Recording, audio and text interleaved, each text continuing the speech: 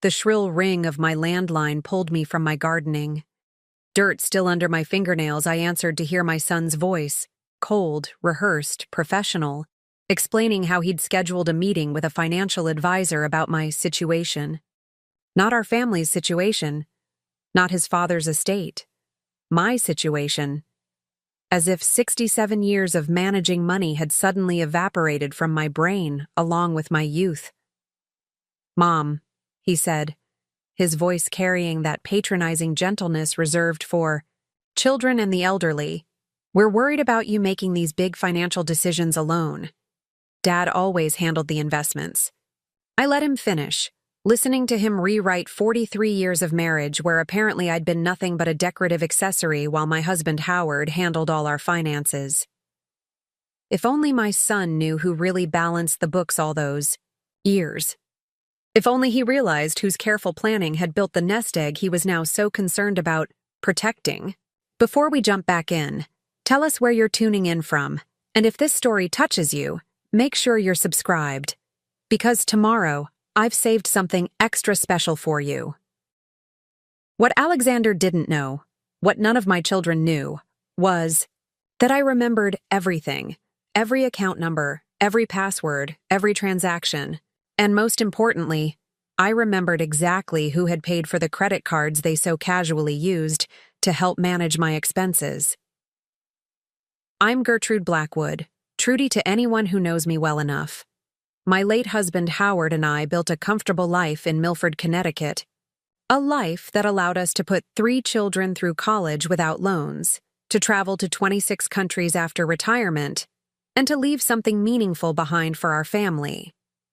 We weren't wealthy by today's standards, but careful investments.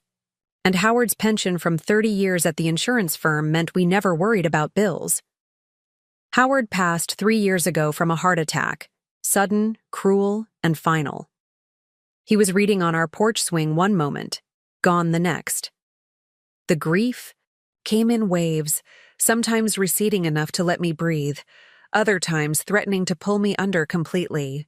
The children helped as much as they could, especially in those first months. Alexander, our eldest, flew in from Chicago. Melissa came up from New York almost every weekend. Even Timothy, despite his busy medical practice in Boston, managed to visit regularly. I appreciated their concern, their company, the casseroles and cleaning and quiet conversations. But after 6 months, I needed to start living again, making my own decisions, finding my new normal. The children, however, seemed to interpret my grief as deterioration. Suddenly, my occasional forgetfulness, misplacing reading glasses, or forgetting which day the garden club met, became in their eyes signs of cognitive decline.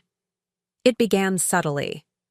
Alexander suggesting I might want to simplify my financial situation. Melissa asking if I was keeping up with the bills. Timothy bringing articles about seniors and financial scams during his visits. I nodded, thanked them for their concern, and continued managing just fine. What they didn't seem to remember was that before I became just mom, I had been the bookkeeper for Howard's first business venture. I had balanced our household accounts for decades while Howard earned the income. I had researched every investment we ever made. The children somehow constructed a narrative where their father had been the financial mastermind, when in truth, we had been partners. Howard the earner, me the manager. Things might have continued in this awkward but manageable stalemate had Alexander not decided to take matters into his own hands. He arrived unannounced one Sunday afternoon, his wife Vanessa and their children in tow. His timing wasn't coincidental. It was the weekend Melissa and Timothy were both visiting as well. "Family meeting," he announced after dinner, his tone leaving no room for discussion. We gathered in the living room, the same room where we'd once played board games and opened Christmas presents, now feeling like a corporate boardroom under Alexander's command. "We need to discuss Mom's financial situation," he began, pulling out a leather portfolio filled with printouts. "I've been looking into her accounts." "You've been what?" I interrupted, my teacup freezing halfway to my lips. he continued as if I hadn't spoken. And I'm concerned about the management structure. Mom has at least 12 different accounts scattered across 7 financial institutions. It's unnecessarily complicated and impossible for her to manage properly. The room tensed. Melissa shifted uncomfortably while Timothy frowned. Vanessa kept her eyes down, inspecting her manicure with sudden interest. "Alexander?" I said carefully, setting down my cup. "I don't recall giving you access to my financial information." He had the grace to look momentarily embarrassed before recovering. "Dad made me a contingent on some of the accounts years ago. I'm only trying to help organize things." "I see," I said, though what I saw was much more than he realized. "And what exactly is your proposed solution?" This was evidently the question he'd been waiting for. He launched into a detailed proposal, consolidating my accounts under a financial advisor friend of his, setting up a simpler monthly allowance for my expenses, having my bills automatically managed by him and Vanessa. It would just be easier. "This way, Mom," he concluded, his tone suggesting he was offering me a tremendous favor. "You wouldn't have to worry about remembering all those passwords and due dates." The silence that followed felt heavy, expectant. I noticed Melissa and Timothy exchanging glances, neither jumping to my defense nor his. Vanessa studied the pattern on my carpet as if it contained hidden messages. "That's very thoughtful," I finally said, my voice steady. "Let me think about it." Alexander seemed surprised by my lack of immediate gratitude but nodded magnanimously. "Of course, take your time. We can meet with Craig, the financial advisor, next week." The conversation shifted to safer topics after that. School performances, Timothy's new hospital wing, Melissa's promotion. But underneath it all, I felt a cold realization settling in my stomach. My children saw me as incapable, diminished, a problem to be managed rather than a person to be respected. After they left that evening, I went upstairs to my office, a small sunroom overlooking the garden Howard had built for my 60th birthday. From the antique secretary desk that had belonged to my mother, I pulled out a leather-bound ledger.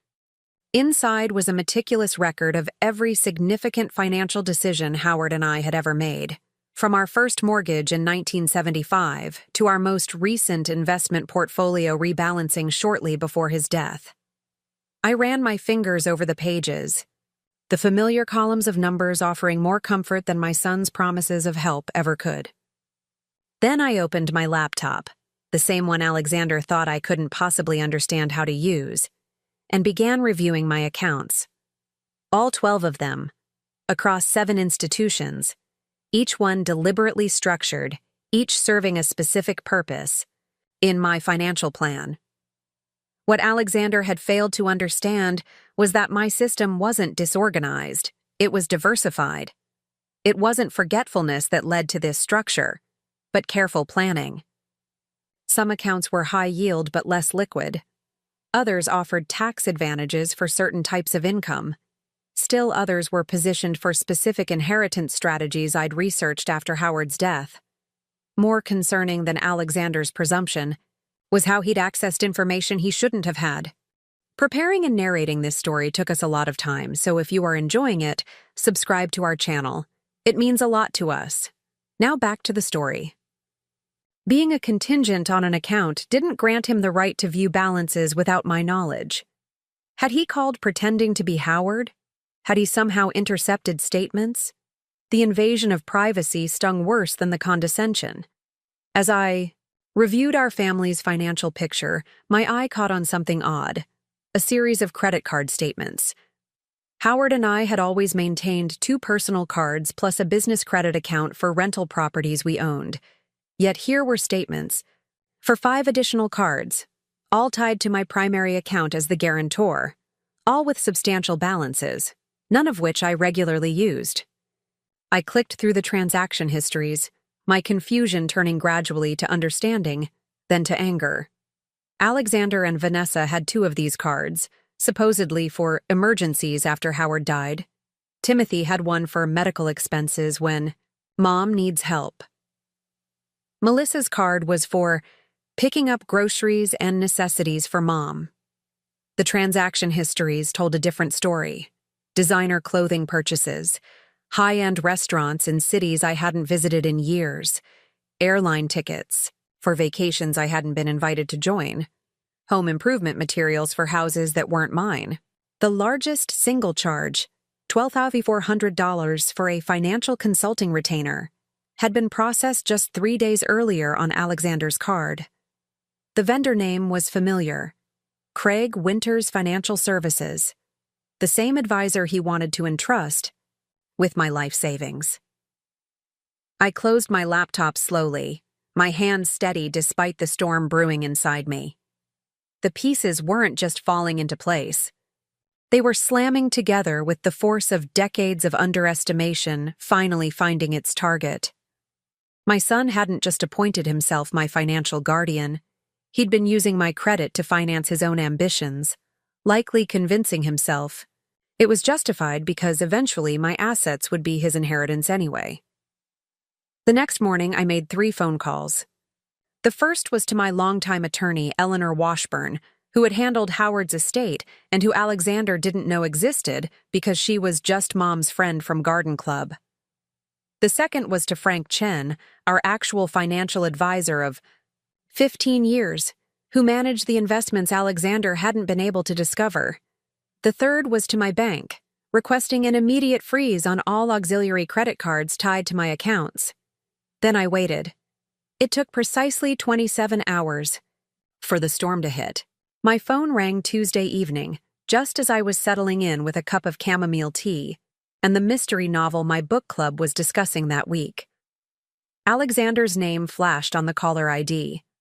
I answered with the same mild tone I'd used all my life when speaking to my children. "Hello, dear."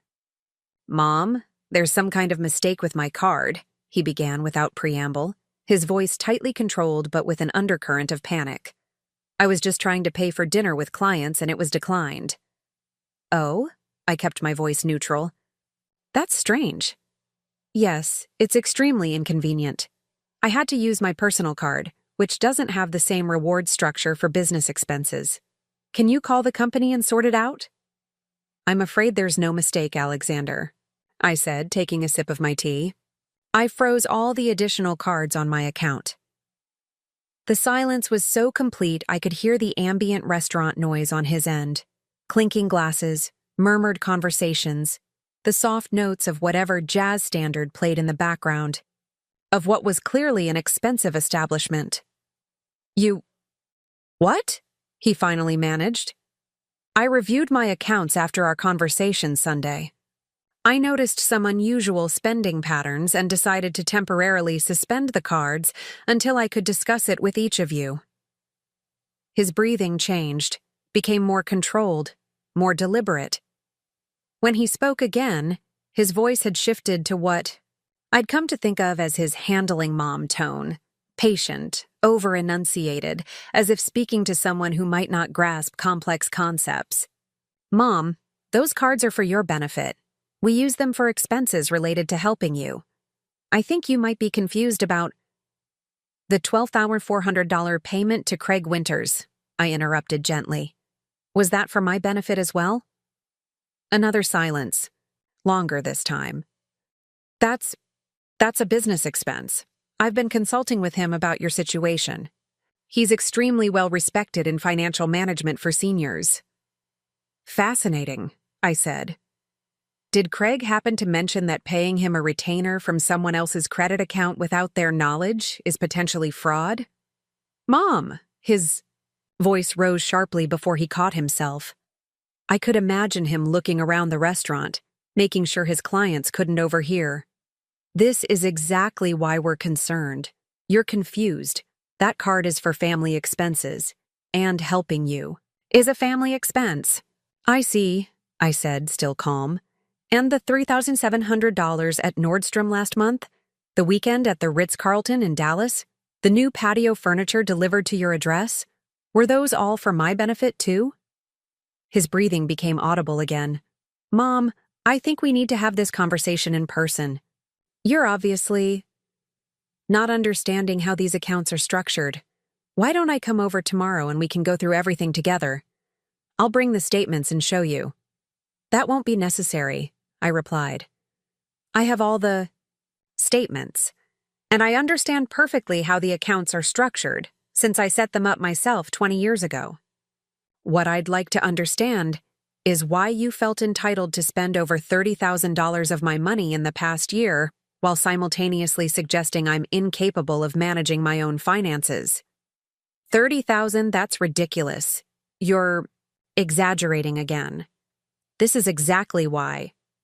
The total across all three of your cards is $31,840, 77 since last May, I said, glancing at the notepad where I'd written the exact figure. I have the statements itemized by purchase category if you'd like me to continue. The silence now had a different quality. Less shocked, more calculating. I could almost hear the gears turning as he tried to formulate his next approach. Mom, he finally said, his voice softening with forced compassion. I think you might be having one of your episodes. Remember last Christmas when you got confused about the gift certificates? Maybe you should call Melissa to come stay with you tonight. I'll drive up first thing tomorrow and we can sort this all out. The Christmas incident he referred to had been nothing more than a mix-up with gift card envelopes. A simple mistake anyone could make. But he'd seized on it, transformed it into evidence of my supposed decline, referenced it repeatedly in conversations with his siblings. That won't be necessary either, I said. I've already discussed the situation with Eleanor. Who's Eleanor? The confusion in his voice was genuine. Eleanor Washburn, my attorney. Now the silence had a distinctly different flavor, alarm, perhaps even fear. Your attorney? Mom, why would you need an attorney to discuss family finances? This is exactly the kind of paranoid behavior we're worried about. Is it paranoid to consult legal counsel when I discover unauthorized spending of my money? Is it paranoid to question why my son is receiving kickbacks from a financial advisor he wants to control my assets? Tell me, Alexander, what would you call it? Kickbacks? Mom, that's insane. Craig is a colleague.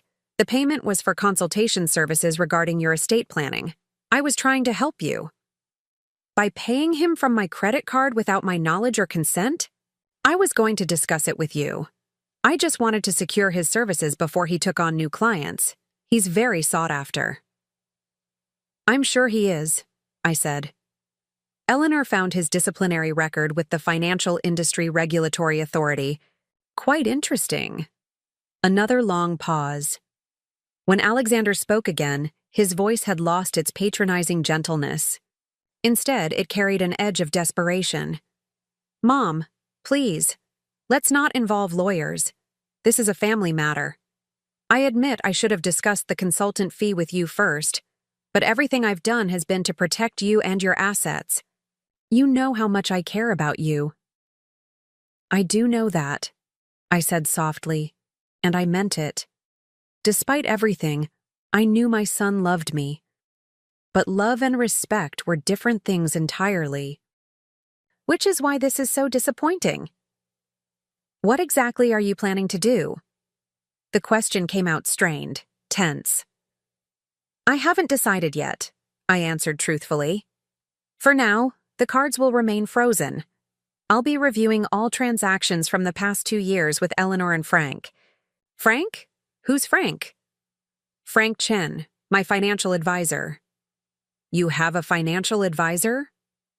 The disbelief in his voice would have been comical under different circumstances. For 15 years now, Howard and I have always believed in professional financial management. But you never mentioned. You never asked, Alexander. You assumed. The conversation ended shortly after that. Alexander, realizing he had lost control of the narrative, mumbled something about needing to get back to his clients and promised to call me the next day. I wished him a pleasant evening and hung up, my hands still steady, my resolve strengthening. with each passing moment. Within the hour, my phone lit up with texts and calls from both Melissa and Timothy. Clearly, Alexander had reached out to enlist their support. I let their messages go to voicemail, their texts unanswered. Tomorrow would be soon enough to address the situation with all of them together. Tonight was for planning. I returned to my office and pulled out a fresh legal pad. At the top, I wrote "Family Financial Reset" in my neat penmanship. Below it, I began listing action items, not from a place of anger or revenge, but from a position of clarity I hadn't felt since Howard's death. This wasn't about punishing my children. It was about reestablishing truth, boundaries, and respect. As I worked through the night, organizing documents and preparing for the conversation ahead, I realized something that brought both sadness and determination. My children had underestimated me their entire lives. They'd seen only the mother who baked birthday cakes and bandaged skinned knees, never the woman who managed investment portfolios and negotiated business loans. They'd reduced me to a caricature of aging vulnerability, erasing decades of competence, with their assumptions. Tomorrow, they would meet Gertrude Blackwood, not just mom, but the woman who had quietly built and preserved the very wealth they now sought to control. The irony wasn't lost on me. My son had claimed I was too forgetful for money decisions, yet I had remembered every account, every transaction, every detail he'd hoped I'd overlook. Most importantly, I had remembered who held the actual power in this situation. And it wasn't the son who thought he was protecting his declining mother. It was the mother who had never declined at all. The morning sunlight streamed through my kitchen windows as I prepared for the family meeting I had called. Not at my dining room table this time, Alexander's preferred venue for his ambush, but at Eleanor Washburn's law office downtown. The neutral territory was deliberate. This wasn't a family squabble to be settled over tea and sympathy. It was a financial breach that required professional boundaries. I dressed with purpose that morning. A tailored navy pantsuit Howard had always said made me look like the business executive I might have been in another life, pearl earrings he'd given me on our 30th anniversary, and sensible but elegant low heels. Not the cozy cardigan and slacks Alexander might have expected his forgetful mother to wear. My appearance was part of the message I intended to deliver. As I drove myself downtown, another ability my children seemed to question lately, I rehearsed what I would say. Not from uncertainty, but to ensure I remained measured and clear. This conversation wasn't about revenge, it was about restoration. Restoration of truth, of boundaries, and most importantly, of respect. Eleanor met me in the lobby of her building, her silver-streaked black hair pulled back in a sleek chignon, her handshake firm as always. We'd been friends for nearly 20 years, first meeting in a community theater production where we'd played sisters. The friendship had evolved naturally into a professional relationship after Howard's death, when I needed someone I could trust implicitly to handle legal matters. "They've all confirmed they're coming," she said as we walked toward the conference room, though Alexander tried to reschedule twice. "Of course he did," I replied. "He prefers to be the one setting meetings, not attending them." Eleanor's office occupied the 8th floor of one of Milford's few high-rise buildings, with views of the harbor that would have distracted me on any other day. The conference room was understated but impressive, a gleaming oval table, comfortable leather chairs, discreet art on the walls. A young paralegal had set out water, coffee, and a tray of pastries that would likely go untouched given the tension, awaiting us. "Frank should be here in about 15 minutes, Eleanor said, checking her watch. "Do you want to review anything before they arrive?" Frank Chen, my financial advisor, was bringing the complete documentation of my accounts, both those Alexander knew about, and the much more substantial ones he didn't. His presence was another strategic decision. This meeting needed expert voices beyond my own, not because I couldn't speak for myself, but because my children had proven they wouldn't listen when I did. "I think we're well prepared," I said, settling into a chair at the head of the table, another deliberate choice. Though, I admit, I didn't sleep much last night. Eleanor squeezed my shoulder gently. That's understandable. This isn't easy, confronting family like this. But Trudy, what they've done, particularly Alexander, it isn't just disrespectful. Some of it crosses into potentially actionable territory. I know, I said quietly. But they're still my children. She nodded, understanding the complex emotions at play. Just remember why we're here. This isn't punitive, it's corrective. Exactly, I agreed, drawing strength from her clarity. I heard them before I saw them. Melissa's rapid-fire speech, Timothy's measured responses, and Alexander's authoritative tone dominating both. The conference room door opened, and all three of my children filed in, their expressions a study in varying degrees of confusion, concern, and in Alexander's case, poorly concealed anger. Melissa reached me first, bending to kiss my cheek. Mom, what's going on? Alex said there's some kind of financial emergency? Her eyes darted to Eleanor, whom she recognized from garden club events, but clearly hadn't expected to see in this. Context. Timothy approached more cautiously, his doctor's eyes assessing me as if checking for signs of illness or distress. Are you okay, Mom? This seems pretty formal for a family discussion. Alexander remained standing, briefcase in hand, taking in the setting with narrowed eyes. Mom, you could have just told us you wanted to meet with your friend. There was no need for all this. He gestured vaguely at the conference room. Production. Eleanor isn't just my friend today, Alexander, I said calmly. She's here as my attorney. Please, all of you, sit down. We're still waiting for one more person. The shift in the room was immediate.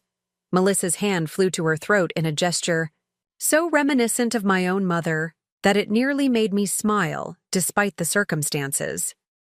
Timothy's professional demeanor faltered for a moment before he composed himself and took a seat across from me. Alexander remained standing the longest, his jaw working as if physically chewing over this unexpected development. Your attorney, he finally said, sinking into a chair. Mom, I thought we agreed to handle financial matters as a family. That was certainly your proposal, I replied evenly. I don't recall agreeing to it. Before he could respond, the door opened again, and Frank Chen entered, carrying a sleek leather portfolio similar to the one Alexander had brought to my house on Sunday. In his early 60s, Frank had the calm confidence of someone who had weathered multiple financial storms and helped his clients do the same. Sorry I'm a few minutes late, Trudy, he said, setting his portfolio on the table. Traffic on the, bridge was backed up. Not a problem, Frank. We were just getting started. I turned to my children. This is Frank Chen, my financial advisor. Frank, these are my children, Alexander, Melissa, and Timothy. The confusion on their faces deepened. Alexander recovered first, extending his hand automatically even as his expression hardened. Financial advisor? He repeated. Mom, you never mentioned having a financial advisor. There seem to be quite a few things I haven't mentioned, I said. Or perhaps more accurately, quite a few things you never asked about. Eleanor cleared her throat softly, a signal we had practiced. Perhaps we should begin. Mrs. Blackwood has asked me to facilitate this meeting regarding some financial concerns that have recently come to light. What kind of concerns? Timothy asked, his doctor's caution evident in his measured tone. Specifically, Eleanor continued, concerns about unauthorized use of Mrs. Blackwood's credit accounts, attempts to access and control her financial assets without proper authority, and a pattern of behavior suggesting an attempt to undermine her financial autonomy. Melissa gasped. Mom, what is she talking about?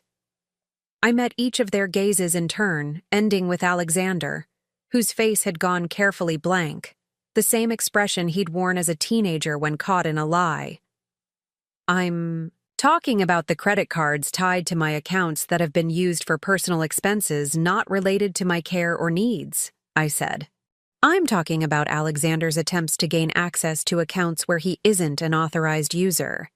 And I'm talking about the collective narrative you've all seemed to adopt that I'm somehow incapable of managing my own money. This is ridiculous, Alexander said, his voice tight. Those cards were set up by Dad for family expenses. We've always used them that way. Frank cleared his throat. Actually, the auxiliary cards in question were issued 3 weeks after Mr. Blackwood's death, with Mrs. Blackwood as the sole guarantor. I watched Alexander's confidence falter slightly as he realized there would be no hiding behind convenient half-truths. The documentation would show exactly when each card was issued, what it had been used for, and who had authorized the charges. Furthermore, Eleanor added, opening a folder, we have documentation of at least 17 attempts to access accounts at Meridian Bank and Coastal Investment Group, using Howard Blackwood's social security number and personal information in the past 6 months. The attempts were flagged by their security systems. Timothy's head snapped toward Alexander. You did what? Alexander's face flushed. I was trying to consolidate information for tax purposes. Dad made me executor of his will. I have a responsibility to manage the estate properly. Your father's estate was settled 2 years ago, I said quietly. There is no estate to manage anymore, Alexander. There are only my personal accounts, which you have no legal right to access. Mom, Melissa interjected, her voice wavering. We were just trying to help. You seemed so overwhelmed after Dad died, and you kept forgetting things, appointments, names, where you put things. I was grieving, I said simply, not declining. The room fell silent as the weight of that distinction settled over us. Grief and cognitive decline shared symptoms, but they were fundamentally different conditions. One healed with time. The other allegedly required the increasing control my children had been maneuvering to establish. Let me be very clear, I continued when no one spoke. I appreciate that you were concerned. I understand that watching a parent age can be frightening. But concern doesn't justify what's happened here. Frank opened his portfolio and removed a series of statements, passing copies to each person at the table. These are summaries of the auxiliary credit card transactions for the past 18 months, organized by cardholder and category of expense. My children looked down at the documents, and I watched realization dawn on each face. The evidence was irrefutable, laid out in neat columns and totals. Alexander's card, 47,002 on 16s, 78. Melissa's, 23,281s, 95.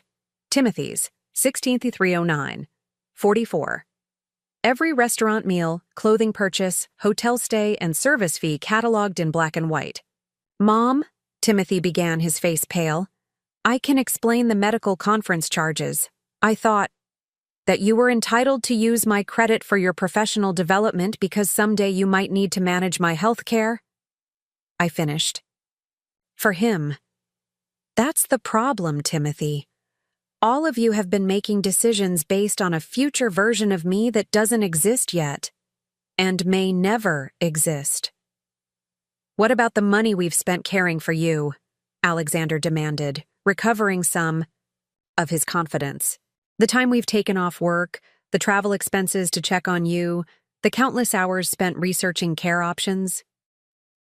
Is that how you justify the chartered fishing trip to Montauk last summer? I asked, pointing to a $3,800 charge on his statement. Or perhaps the spa weekend in the Berkshires was for my benefit as well. I directed this to Melissa, who had the grace to look ashamed.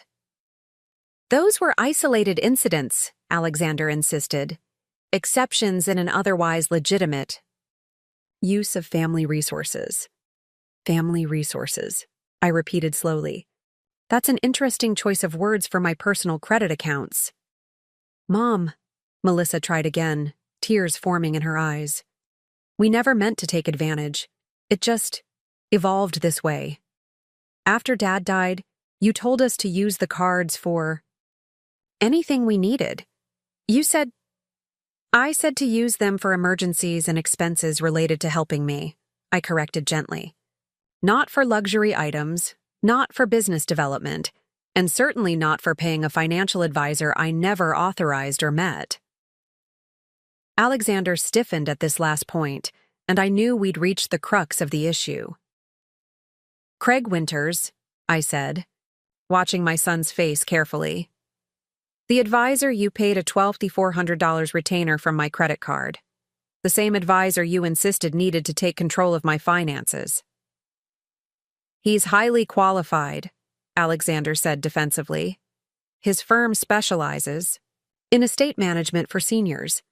He was disciplined by FINRA in 2018 for unauthorized trading in client accounts, Eleanor interjected smoothly, and again in 2021 for failure to disclose conflicts of interest regarding referral fees.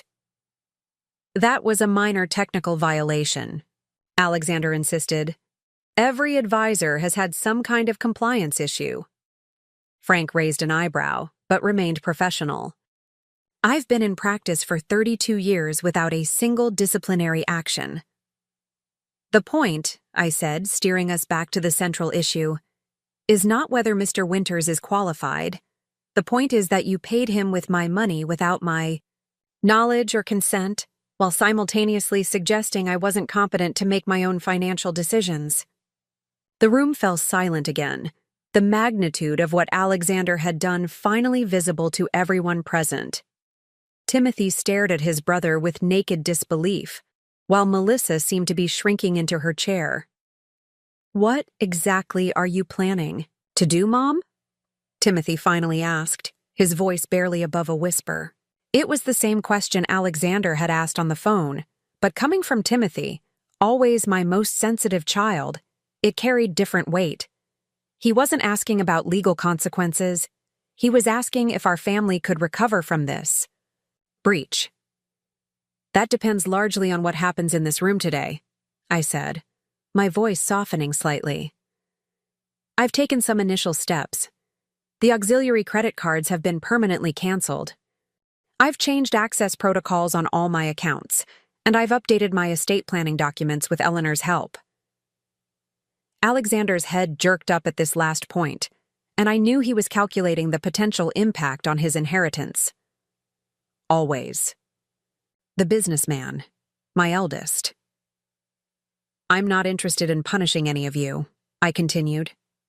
I'm interested in reestablishing truth and boundaries. So here's what I propose.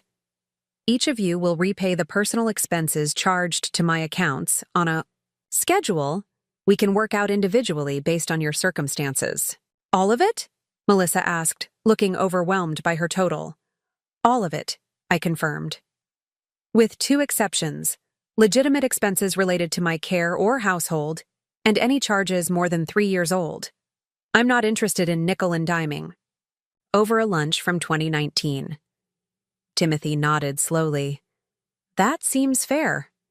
Alexander remained silent, his expression unreadable. Additionally, I continued, we need to address the underlying issue that brought us here. You've been operating under the assumption that I need increasing levels of supervision and control. I don't. What I need is respect for my autonomy and recognition of my capabilities. Mom, Alexander finally spoke, his voice carefully controlled. We recognize you're still independent in many ways, but you have to admit there have been concerning incidents. The Christmas mix-up. The time you got lost driving to Melissa's new apartment. The unpaid insurance bill that nearly caused your policy to lapse. All true, I acknowledged. I've made mistakes, as all humans do, but 3 incidents over 3 years don't constitute a pattern of decline. They constitute being human at 67. How do we move forward from here? Timothy asked, ever the pragmatist. With clarity and honesty, I said. I'm proposing quarterly family meetings. Real ones, not ambushes, where I update you on my financial situation, health status, and any changes to my long-term plans. In return, I expect you to respect the boundaries I establish and to approach me as a competent adult, not a child to be managed." Melissa nodded immediately, eager for reconciliation. Timothy considered for a moment before agreeing as well. Alexander remained silent, his jaw working as he absorbed the shift in power dynamics. "What about access to your accounts?" he finally asked. "If something does happen to you, a health emergency, an accident, how will we manage things?" It was a fair question, one I had anticipated. "Frank has prepared a document outlining the existing safeguards," I said, nodding to my advisor. "I have proper powers of attorney in place, both financial and medical. Timothy already has the medical one, as he's best equipped to understand healthcare decisions." Timothy looked surprised. I had updated this document quietly last year without telling him, knowing he would handle the responsibility ethically if ever needed. "And the financial power of attorney?" Alexander asked, the edge in his voice suggesting he already knew the answer wouldn't be him. "Is held jointly by Eleanor and Frank," I said, "with specific triggering conditions that require medical certification before it becomes active." The blow landed exactly as I expected. Alexander had assumed he would naturally control my finances if I became incapacitated, an assumption based partly on his role as eldest son and partly on his professional background in business. Learning that I had placed this responsibility with trusted professionals instead of family clearly stung. "So, you don't trust any of us with your money," he said flatly. "I trust professionals to make professional decisions," I corrected. "Just as I would trust Timothy to make medical decisions based on his expertise.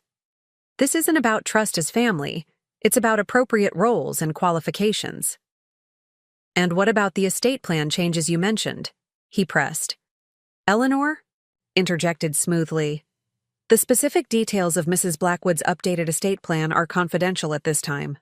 She has indicated she's willing to discuss general principles during your quarterly family meetings, but the documents themselves remain private until she chooses to share them." Alexander's face darkened. "So we're being kept in the dark about our own inheritance?" "An inheritance is a gift, not an entitlement," I said quietly. "And it reflects the relationship between the giver and receiver." The implication hung in the air, unmistakable. My estate plan now reflected the reality of how my children had treated me, not just the fact of their biological connection to me. Melissa began to cry softly, while Timothy stared at his hands, visibly processing everything that had transpired. Alexander's face had gone from flushed to pale, the full consequences of his actions finally registering. "Mom," he began, his voice uncharacteristically uncertain, "you know I never meant to take advantage. I was just trying to protect what Dad built for all of us. What your father and I built together," I corrected gently. "And what I've continued to preserve and grow since his death."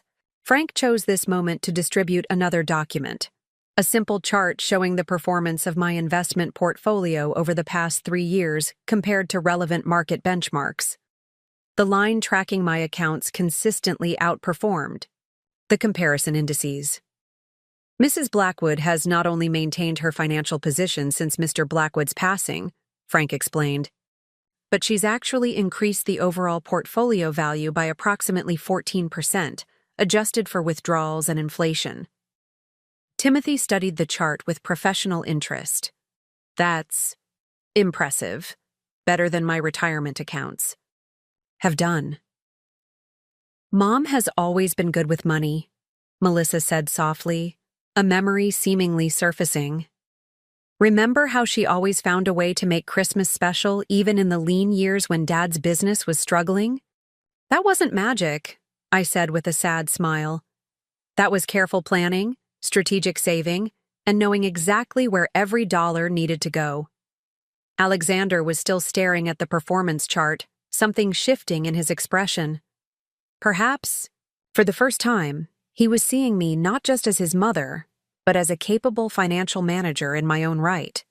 "I'd like to propose we take a short break," Eleanor suggested, sensing the emotional weight in the room. Perhaps 15 minutes to process what we've discussed so far? Everyone agreed, seemingly grateful for the respite.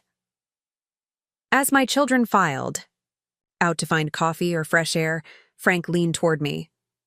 "You're doing great, Trudy," he said quietly. "This isn't easy, but it's necessary." "I know," I replied. "I just hope they can understand that this isn't about punishing them. It's about reclaiming myself." The repayment plan was a master stroke, Eleanor added. Concrete consequences without being vindictive. I smiled wryly. Howard always said I could have been a diplomat in another life. When my children returned, something had shifted. They entered not as a unified front, but as individuals, each carrying their own reactions to what they'd learned. Timothy came first, sitting down beside me rather than across the table. "I'm sorry, Mom," he said simply. "I should have asked more questions instead of making assumptions." Melissa followed, her eyes red but her composure restored. She didn't speak immediately, just reached for my hand and squeezed it, our familiar gesture of connection since she was small. Alexander was the last to return, his face composed but his body language less commanding than before. He took his seat and looked at me directly.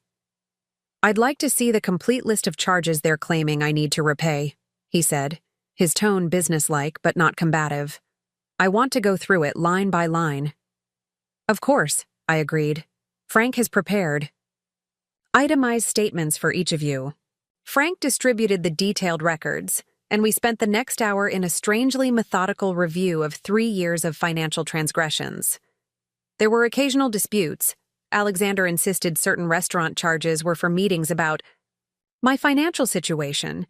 Melissa argued that some shopping expenses had included items for my home, but largely they accepted the evidence before them. By early afternoon, we had established repayment plans for each child, signed agreements drafted by Eleanor, and established ground rules for our future quarterly meetings. As we prepared to conclude, I felt both emotionally drained and strangely liberated. The truth, however painful, was finally acknowledged. "Before we end," I said, gathering my strength for one final important point, "I want to be clear about something. I love each of you, unconditionally and completely. Nothing that happened here today changes that. But love and respect are different things, and the respect between us needed restoration."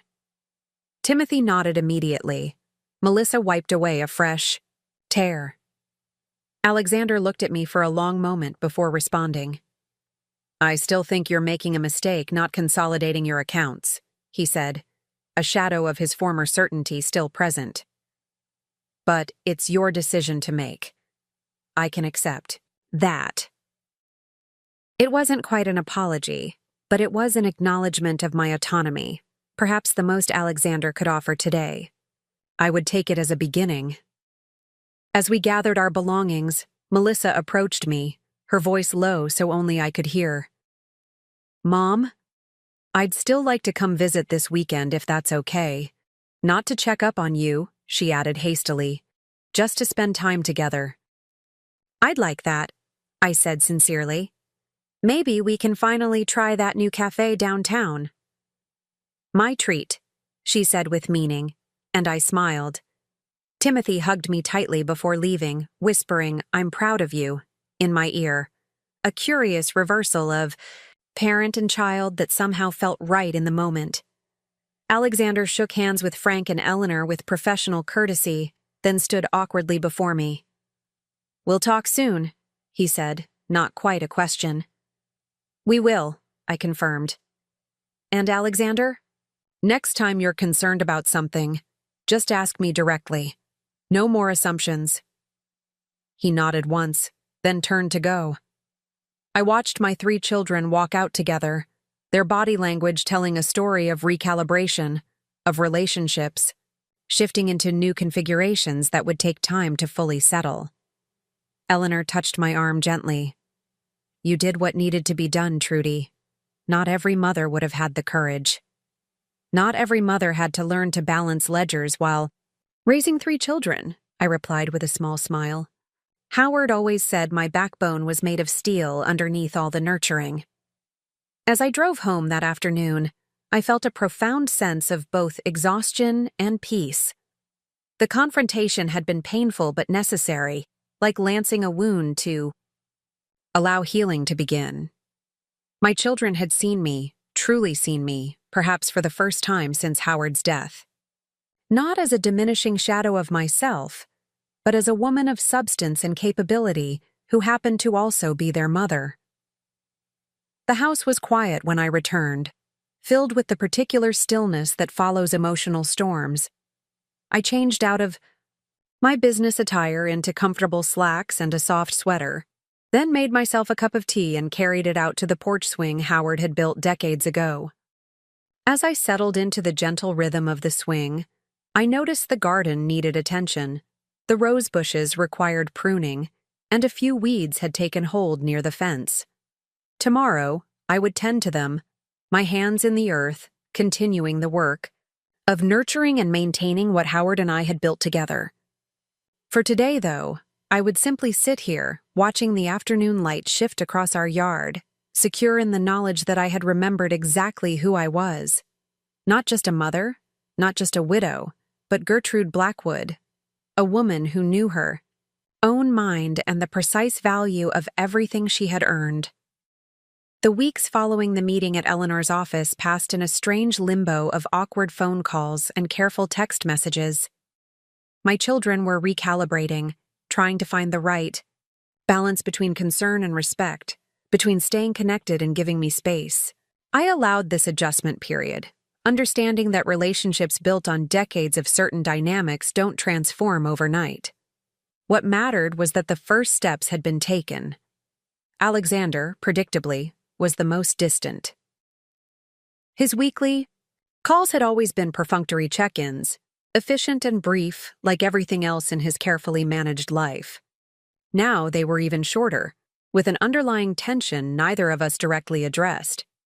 He had begun making the agreed payments to my account, precisely on the schedule established, neither early nor late. Each transaction arrived with the same memo line: reimbursement per agreement. No personal message, no acknowledgement of the circumstances, just business. Melissa, by contrast, seemed determined to rebuild our relationship through sheer force of presence. She visited twice in the first week after our meeting, bringing homemade bread the first time and fresh flowers the second. Her conversation carefully avoided financial topics, focusing instead on her work, her friends, memories of her childhood. During her third visit, as we walked through the farmer's market together, she suddenly stopped beside a display of honey jars. "Remember when Dad kept bees that one summer?" she asked, a smile playing at her lips. I laughed, the memory vivid and welcome. 3 hives in the back corner of the yard. He was so proud of those bees until he realized he was allergic to the eye stings. But he wouldn't give them up, she continued. He just wore that ridiculous full-body suit in 90-degree heat. Your father was nothing if not stubborn once he committed to something, I said, selecting a jar of local wildflower honey. But the honey was worth it. Melissa's smile faltered slightly. I didn't realize until our meeting how much you both managed together. All these years, I thought. That your father handled the money and I handled the home? I suggested gently when she trailed off. She nodded, looking embarrassed.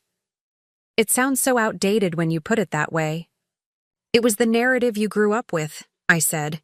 Not because we told you that directly, but because it was the visible part of our partnership you observed. You saw your father go to work each day. You saw me managing the household. The nights we spent at the kitchen table reviewing investments or adjusting our financial strategy happened after you were in bed. I feel like I never really knew the whole of either of you, she said quietly. No child ever does, I replied. Parents are people before they're parents, with histories and capabilities and dimensions their children rarely see completely.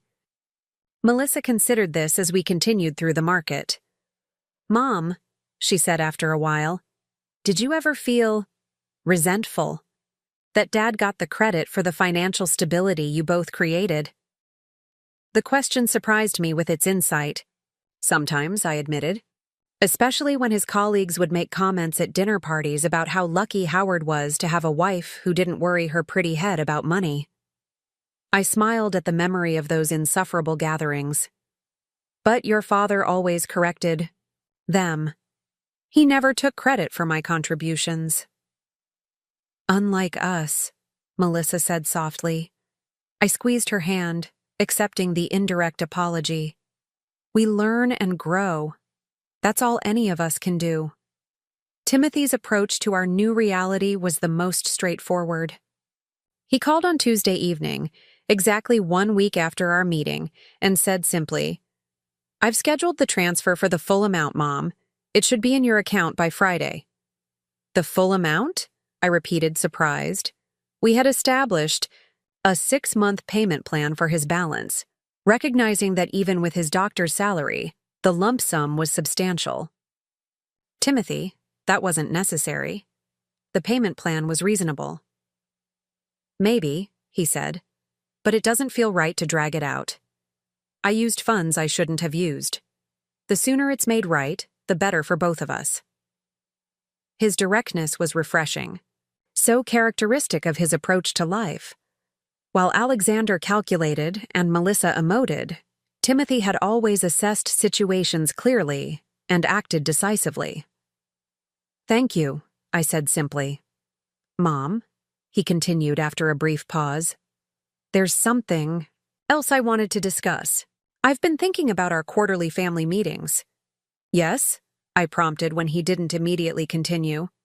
I think we should include spouses, he said. Diane feels terrible about not realizing what was happening with the credit cards, and I think it would help prevent future misunderstandings if partners are part of these conversations. Transparency for everyone. I considered his suggestion. Diane, Timothy's wife of 15 years, had always been respectful of my autonomy. Alexander's wife, Vanessa, was more of an unknown quantity. Pleasant enough in social settings, but clearly deferential to Alexander in financial matters. And Melissa had been divorced for 3 years. That seems reasonable for those who are married, I said carefully. We'll need to establish clear guidelines about confidentiality, though. These discussions should remain within the immediate family. Of course, Timothy agreed. I just think it would help rebuild trust all around, and... He hesitated briefly. It would let the spouses see you the way we should have been seeing you all along. His insight touched me deeply. Timothy had always been my most observant child, the one who noticed subtleties others missed. Now he was suggesting a path toward broader family healing, one that acknowledged the ripple effects of our damaged dynamics. We'll try it for the first quarterly meeting, I decided. See how it goes. Good, Timothy said, sounding relieved. And Mom, I'm really sorry. For all of it. The assumptions, the card usage, not standing up to Alex when he started orchestrating everything. I should have known better. Yes, I said, not unkindly but honestly. You should have. But I should have established clearer boundaries from the beginning. We all contributed to how things evolved. After we hung up, I sat in Howard's old study, my office now, and reflected on these conversations with my children. Each was finding their way back to a relationship with me that was fundamentally different from before, one based on who I actually was rather than who they had assumed I had become. It was progress, messy and imperfect, but real. What I didn't anticipate was Alexander's next move. 3 weeks after our meeting, as I was deadheading roses in my garden, a sleek black car I didn't recognize pulled into my driveway. A middle-aged man in an expensive suit emerged, carrying a leather portfolio similar to the one Alexander had brought to our family meeting. "Mrs. Blackwood?" he called, approaching the garden gate. "Craig Winters. I believe you know of me through your son." The financial advisor Alexander had paid from my credit card stood before me, his practiced smile not quite reaching his eyes. I straightened slowly, garden shears still in hand, and assessed him coolly. "Mr. Winters," I acknowledged without warmth. "This is unexpected." "I apologize for arriving without an appointment," he said smoothly, "but I felt our conversation was best had in person rather than over the phone." "Our conversation," I repeated. I wasn't aware we had anything to discuss. His smile tightened almost imperceptibly. "Alexander suggested it might be beneficial for us to meet directly, clear the air, so to speak." "Did he?" I set my garden, shears on the nearby bench, and removed my gloves, taking my time. "And did my son mention that any financial discussions I have are now conducted through my advisor, Frank Chen?" Winter's expression flickered briefly before he recovered. "He did mention you're working with someone, yes, but I thought you might appreciate hearing directly about the specialized services my firm offers for clients in your situation." "My situation," I echoed, letting the words hang in the air between us. He shifted slightly, the first sign of discomfort breaking through his polished exterior. "Clients transitioning to retirement years who want to ensure their estate is properly structured for the next generation."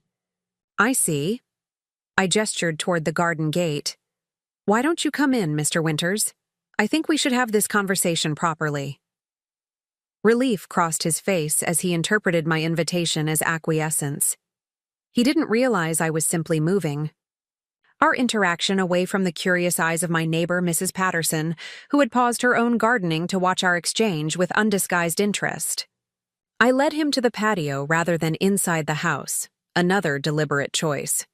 This was not a social call deserving hospitality, nor a professional consultation warranting privacy. It was an unwelcome intrusion that required a clear but contained response. "Please, sit." I indicated one of the wrought iron chairs Howard and I had purchased for our 30th anniversary, a matching set that had weathered beautifully over the years. I took the opposite seat, folding my hands in my lap. "Now, Mr. Winters, let's be direct with each other. Why are you really here?" He placed his portfolio on the table between us. "Mrs. Blackwood, I understand there's been some misunderstanding about the consultation fee your son arranged. I want to assure you that my firm operates with the highest ethical standards." "The fee isn't the issue," I said calmly. "The issue is that neither you nor my son had any authority to establish a professional relationship using my funds without my knowledge or consent." "Of course," he said quickly. "That's precisely why I'm here. To establish that relationship properly, directly with you. Alexander spoke highly of your financial acumen, and I believe my services would complement your existing approach." The lie was so transparent it was almost laughable. Alexander had described me to this man as declining, forgetful, in need of supervision, not as someone with financial acumen. This reversal revealed exactly what kind of advisor Craig Winters was, and exactly why Alexander had chosen him. "Mr. Winters," I said, my voice cooling several degrees, "I find your approach concerning. You accepted payment from a third party for services related to my finances without ever speaking to me. You're now at my home, uninvited, attempting to establish a client relationship after I've made it clear I work with another advisor. And you appear to be deliberately misrepresenting previous conversations with my son." His confident expression faltered. "Mrs. Blackwood, I think you're misinterpreting." "I don't believe I am." I rose from my seat, signaling the end of our conversation. "I suggest you return the retainer payment my son made using my credit card, as it was unauthorized. Should you choose not to do so, my attorney will be contacting you directly to resolve the matter." He stood as well, his facade of friendly professionalism crumbling.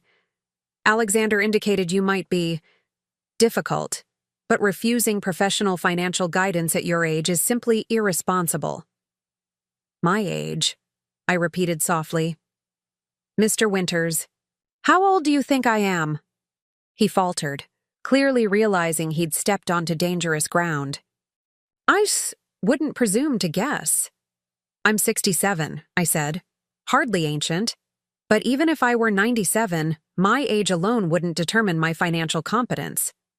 Of course not, he backpedaled. I only meant that as we mature, our financial needs evolve, requiring specialized expertise. Like yours? I asked with deliberate skepticism.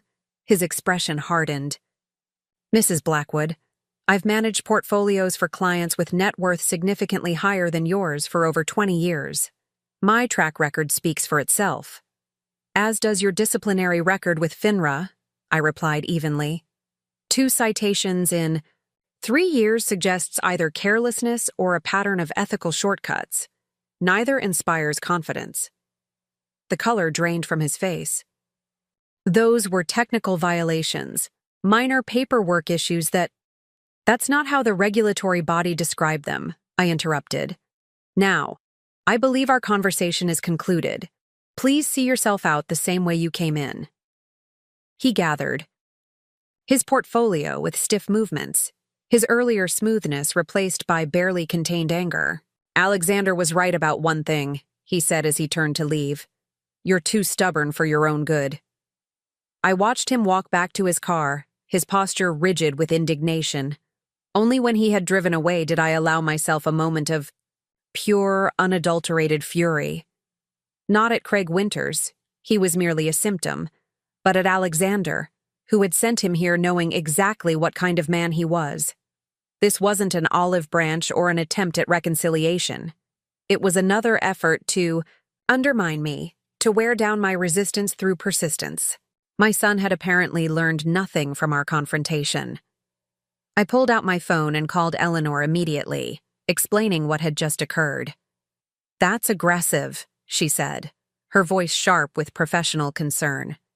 Sending an advisor to your home after you've explicitly established boundaries is inappropriate at best. And at worst? I asked, though I already knew the answer. At worst, it's an escalation, Trudy. A sign that Alexander isn't willing to accept the new reality we established. I sighed, rubbing my temple where a headache was beginning to form. What do you suggest? 2 things, she said decisively. First, I'll send a formal letter to Mr. Winters demanding the return of the retainer and clearly stating that any further contact with you will be considered harassment. Second, I think we need to revisit your security measures. Security. Measures? I repeated. Eleanor, this is uncomfortable, but I don't feel physically threatened. Not physical security, she clarified. Financial and legal security. If Alexander is willing to send Winters to your home, he may be willing to take other steps to regain control. We should ensure all your accounts have additional verification protocols in place, and I'd like to add a specific codicil to your advanced directives regarding financial decision-making capacity. The implications of her suggestion settled over me like a cold fog. She was suggesting that my own son might attempt to have me declared incompetent to manage my affairs if he couldn't convince me to surrender control voluntarily. Do you really think he would go that far? I asked quietly. Her silence before answering told me everything. I think, she finally said, that when people are accustomed to control, they rarely relinquish it easily. And financial control can be particularly difficult to surrender. I'm not saying he would definitely attempt something so drastic, but I believe in preparing for worst-case scenarios while hoping for better outcomes. After we ended the call, I sat on the patio for a long time, watching shadows lengthen across my garden as the afternoon progressed toward evening. The roses I'd been tending earlier swayed gently in the breeze, their petals catching the golden light. Howard had planted those bushes for our 25th anniversary, selecting varieties that would bloom in succession throughout the season, so I would always have fresh flowers. You deserve beauty that renews itself, he had said, presenting me with the first cutting from the garden. I thought about renewal now, about how relationships could either regenerate or wither depending on how they were tended. Alexander and I were at a crossroads. His decision to send Craig Winters to my home suggested he was choosing a path of continued control rather than renewed respect. I needed to respond decisively, but without permanently damaging what remained of our relationship. The balance would be delicate, requiring both firmness and compassion, the same approach I'd used when he was a headstrong teenager testing boundaries, though the stakes were considerably higher now. The next morning, I called Timothy first, knowing his medical schedule made early conversations easier than evening ones. "Did you know Alexander sent Craig Winters to my house yesterday?" I asked after our initial greetings. Timothy's shocked silence was genuine. "He did what? Mom, I had no idea." "No, that's completely inappropriate." "Yes, it was," I agreed. "And concerning, given everything we discussed at Eleanor's office." "What did Winters want?" Timothy asked. "Ostensibly, to convince me to become a client directly. But the subtext was clear. Alexander is still trying to influence my financial decisions just through different channels." Timothy's sigh carried a weight of frustration. "I'm sorry, Mom. I thought he understood after our meeting, but clearly—" He trailed off, then asked, "Have you spoken to him about it?" "Not yet," I admitted. "I wanted to get a sense of whether this was something you and Melissa knew about first." "Absolutely not," Timothy said firmly. "And I'm certain Melissa doesn't know either. She would have told me if Alexander was planning something like this." I believed him. Despite their differences, my children had always maintained a certain solidarity with each other, sharing significant information even when they disagreed on approaches or outcomes. "I'll talk to him," Timothy offered. "Before you do. Sometimes he hears things differently from me than from you or Melissa." I considered his offer carefully. On one hand, I didn't want to create divisions among my children or turn this into a situation where they felt they needed to take sides. On the other hand, Timothy's medical background gave him credibility on matters related to capacity and competence that might impact Alexander's thinking. "All right," I agreed. "But don't approach it as a confrontation. Just explore his thinking.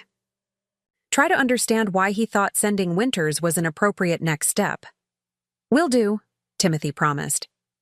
"And Mom, you might want to check your email. I sent you something last night that I think you'll find interesting." After we hung up, I opened my laptop and found Timothy's email. The subject line read simply, "Found in Dad's desk." Inside was a scanned image of a handwritten letter in Howard's distinctive penmanship, dated just 2 months before his death. "My dearest Trudy," it began. "As I organize my papers, I realize there are things I've never properly acknowledged in writing, though I hope I've expressed them adequately in our life together. Chief among them is my profound gratitude for your financial stewardship of our family's resources." The letter continued for 2 pages, detailing specific investment decisions I had made over the years, strategies I had researched and implemented, and the overall impact of my management on our family's financial health. Howard's words were precise, informed, and deeply appreciative. This wasn't a generic love letter. It was a specific accounting of my contributions by someone who understood exactly what they had meant to our shared life. "Without your careful guidance," Howard concluded, "the security we enjoy today would not exist. The children may believe my business acumen built our nest egg, but you and I know the truth. I earned, but you multiplied. My only regret is that I allowed others to assume otherwise for too long. I hope this letter serves as a small correction to that oversight. All my love, always, Howard." Tears blurred my vision as I read his words. Howard had never been demonstrative in the ways that made for romantic stories. He brought home practical gifts rather than flowers, expressed love through actions rather than poetry. But he had seen me, truly seen me, and valued what he saw. I wondered briefly why Timothy had only found this now, 3 years after Howard's death. Then I remembered that Alexander had been the one to clean out Howard's desk initially, sorting his papers and personal effects. Had he seen this letter and deliberately kept it from me? Or had it been tucked away in some folder he hadn't explored? Thoroughly? Either way, Timothy had found it now, in some file or box he'd recently revisited, and had immediately recognized its significance. Not just as a personal memento, but as a contemporaneous document written by Howard himself that directly contradicted the narrative Alexander had constructed about my financial capabilities. I forwarded the scanned letter to Eleanor with a brief note asking her to keep it on file. It might never be needed for any legal purpose, but having Howard's explicit acknowledgement of my financial role in our marriage could prove valuable if Alexander's resistance escalated further. Melissa called that afternoon, her voice uncharacteristically tentative. "Mom? Tim told me about Alexander sending that financial advisor to your house. I just wanted to check that you're okay." "I'm fine, sweetheart," I assured her, annoyed but not distressed. "I don't understand why he would do that," she said, frustration evident in her tone. "After everything we discussed at the meeting, after you made it so clear, it's like he wasn't even in the same room with the rest of us." Her assessment was perceptive. Alexander had indeed seemed to experience a different meeting than the rest of us, one where he had merely suffered a temporary setback rather than a fundamental shift in family dynamics. "Your brother has always been stubborn," I said, trying to maintain balanced perspective. "And he genuinely believes he's acting in my best interest, however misguided his methods." "That's generous of you," Melissa said, a hint of her old spark returning. "I'd say he's being a controlling jerk who can't stand not getting his way." I laughed despite myself. "Well, there's probably some truth in that assessment, too." "Tim's talking to him tonight," she continued. "He thinks Alexander might listen to him since they share that whole rational men making logical decisions vibe they've had since they were kids." "We'll see," I said, not entirely convinced but willing to give Timothy's approach a chance. "In the meantime, how are you doing with everything else? Are you finding the repayment plan manageable?" There was a brief pause before Melissa answered. "Actually, that's partly why I called. I've been thinking about how to handle this, and I'd like to propose an alternative arrangement." My guard instantly rose. "What kind of alternative?" "I can make the payments as agreed," she said quickly, sensing my concern. "But I'd also like to contribute something more meaningful than just money. I was thinking, what if I helped you digitize all your financial records, create a secure system that only you control, but that would be easier to maintain and monitor?" Her suggestion surprised me.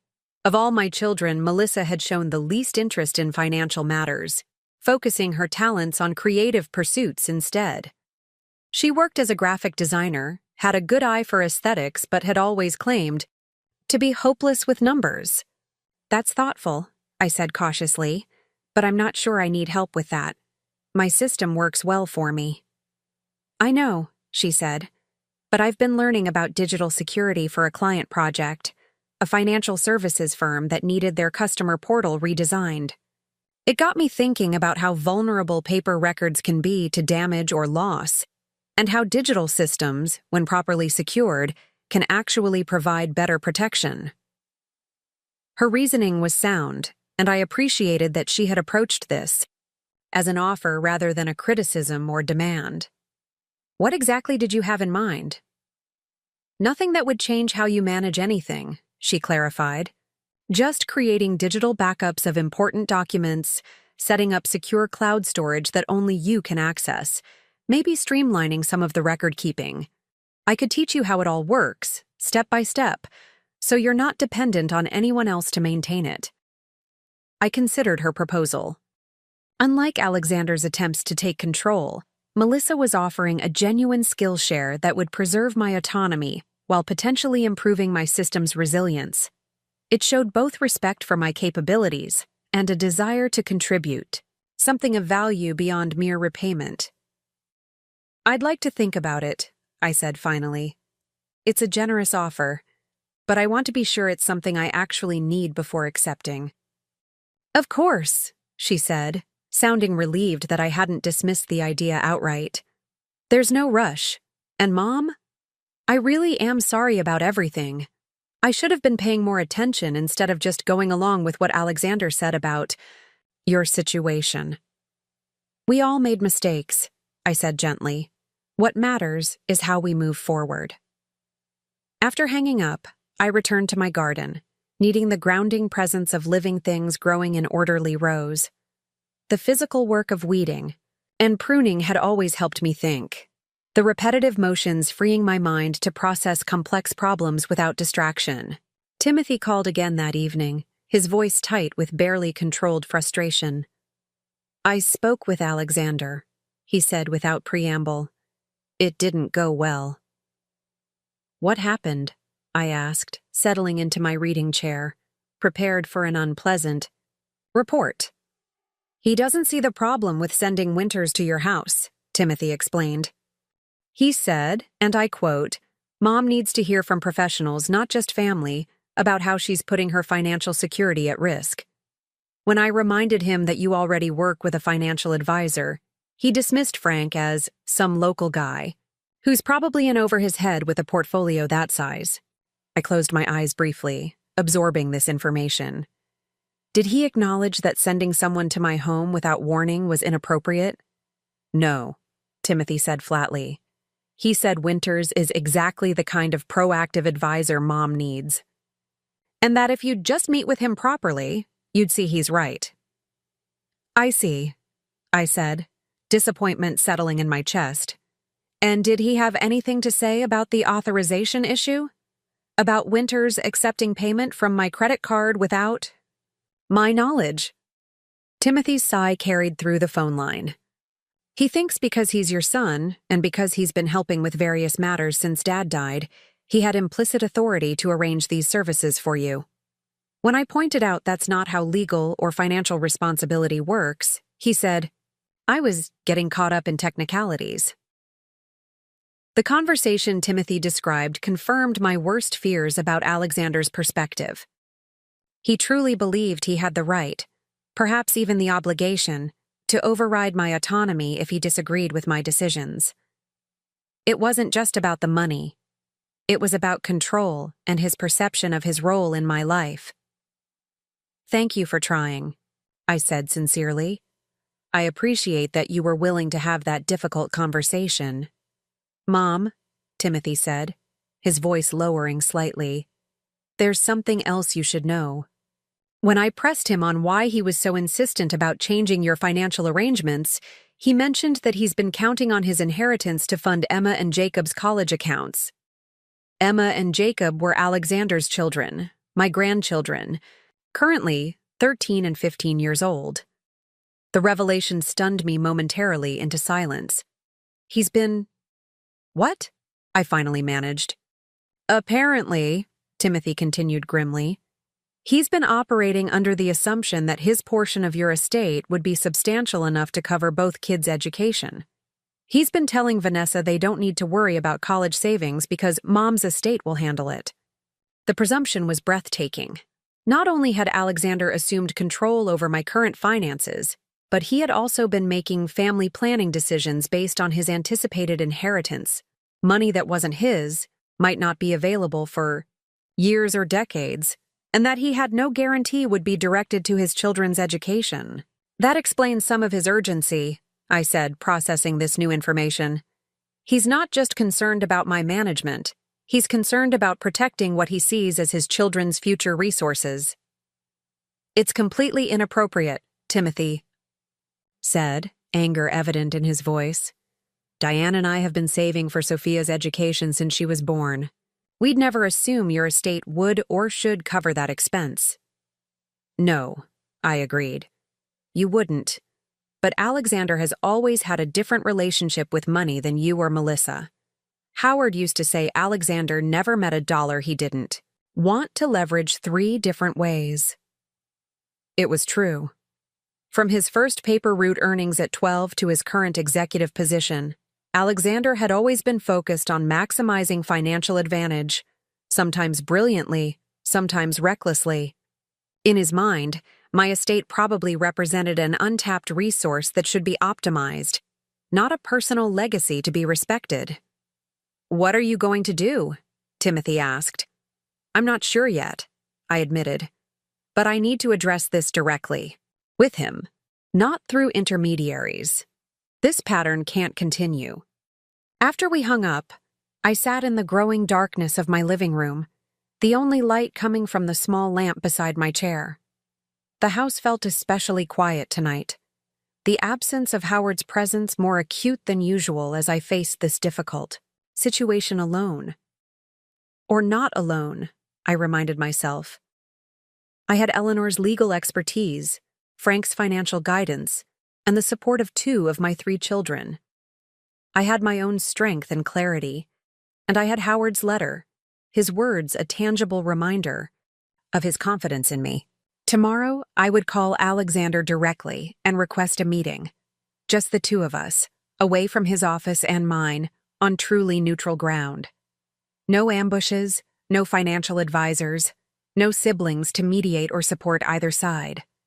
Just mother and son, having the conversation we should have had 3 years ago when Howard died. It was time to address the root of the problem, not just its symptoms. Whatever happened next would determine not only the future of my financial autonomy, but the nature of my relationship with my eldest child for years to come. I chose the Harborview Cafe for my meeting with Alexander, a small establishment overlooking the marina where Howard and I used to enjoy Sunday brunches. It was public enough to encourage civility, but quiet enough for a private conversation. I arrived 20 minutes early, selecting a corner table with a view of the water and the arriving boats. The familiar sight of sails billowing in the breeze brought a momentary calm before the storm I anticipated. Alexander arrived precisely on time.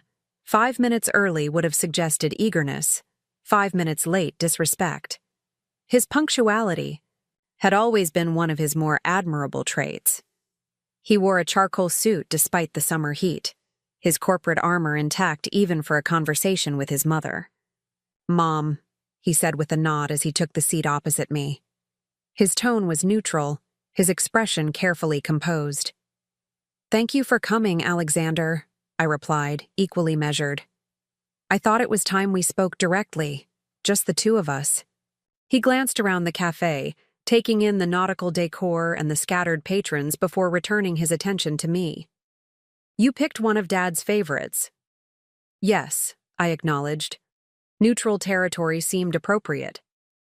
A server approached, momentarily pausing our conversation as we ordered. "Black coffee for Alexander, Earl Grey tea for me." Neither of us requested food. This wasn't a social occasion, it was a reckoning. Once we were alone again, I decided to address the issue directly rather than circling it with pleasantries. "You sent Craig Winters to my home." It wasn't a question, so Alexander didn't treat it as one. "I thought a direct meeting might help you see the value of his services. Sometimes professional perspectives carry more weight than family concerns. What concerns me," I said evenly, "is that after our meeting at Eleanor's office, after all the documentation and discussion, you still felt entitled to make decisions about my financial management without consulting me." He shifted slightly in his chair, the only visible sign of discomfort. "I wasn't making decisions, Mom. I was facilitating an introduction." "An introduction I explicitly stated I didn't want or need," I countered. "An introduction to an advisor. With a disciplinary record who accepted payment from my credit card without my consent." "The retainer situation was unfortunate," Alexander conceded, though his tone suggested he considered it a minor technicality rather than a serious ethical breach. "But Craig's expertise is worth the investment. His clients consistently outperform market averages."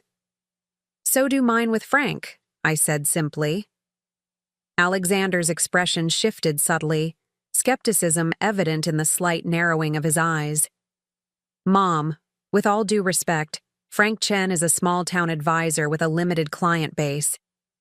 Craig manages portfolios for executives at firms twice the size of mine. And has been disciplined twice for ethical violations while doing so, I pointed out.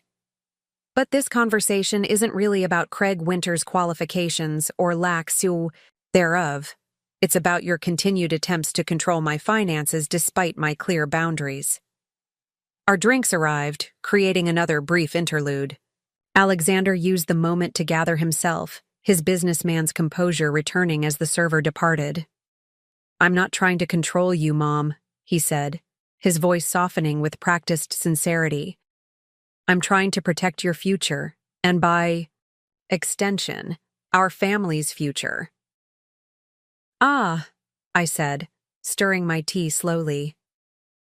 "That brings me to something else we need to discuss. Timothy mentioned that you've been counting on your inheritance to fund Emma and Jacob's college education." For the first time, genuine surprise flashed across Alexander's face, quickly replaced by defensiveness.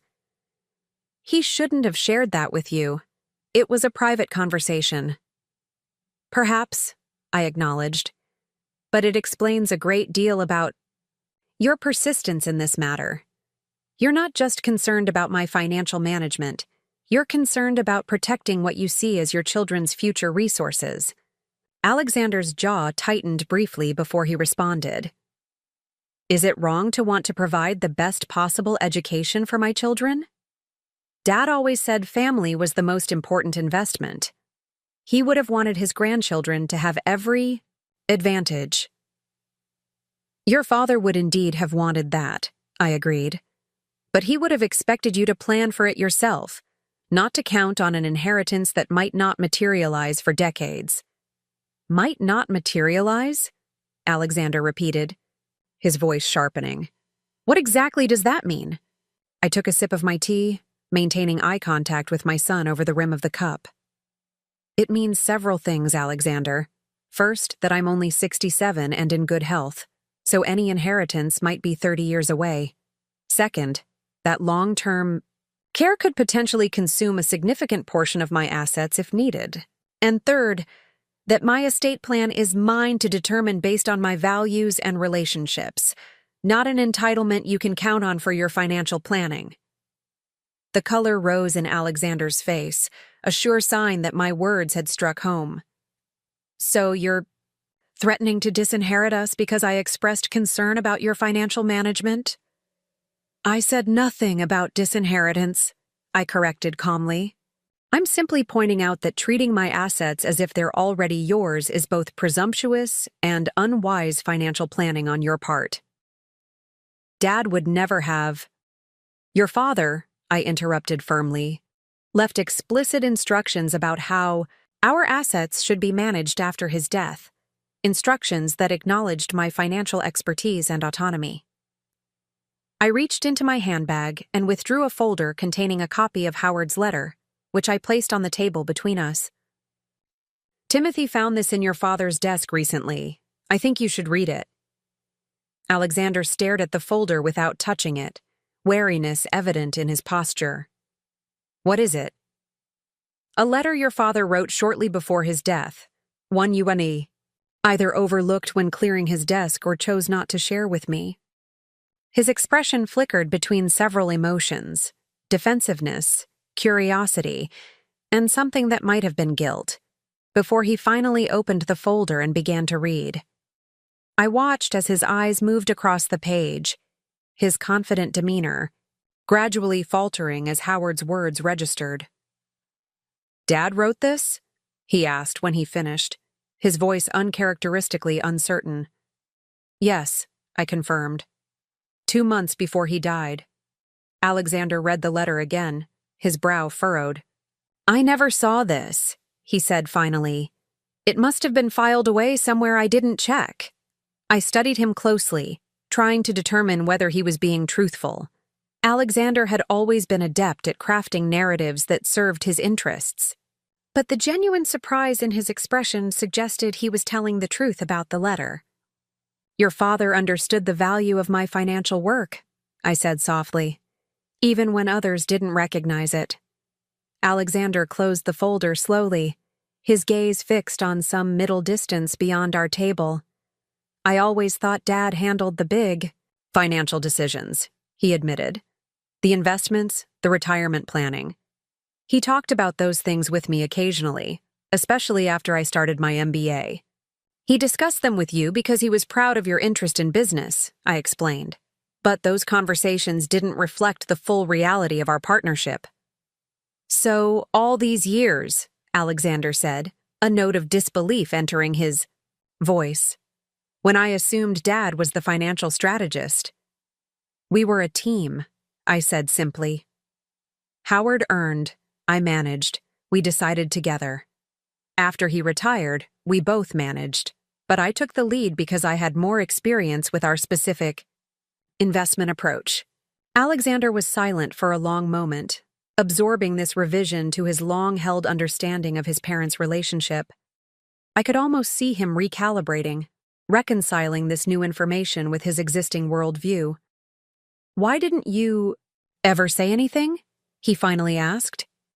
When I started talking about helping you with finances after Dad died, why didn't you just tell me you'd been managing things all along?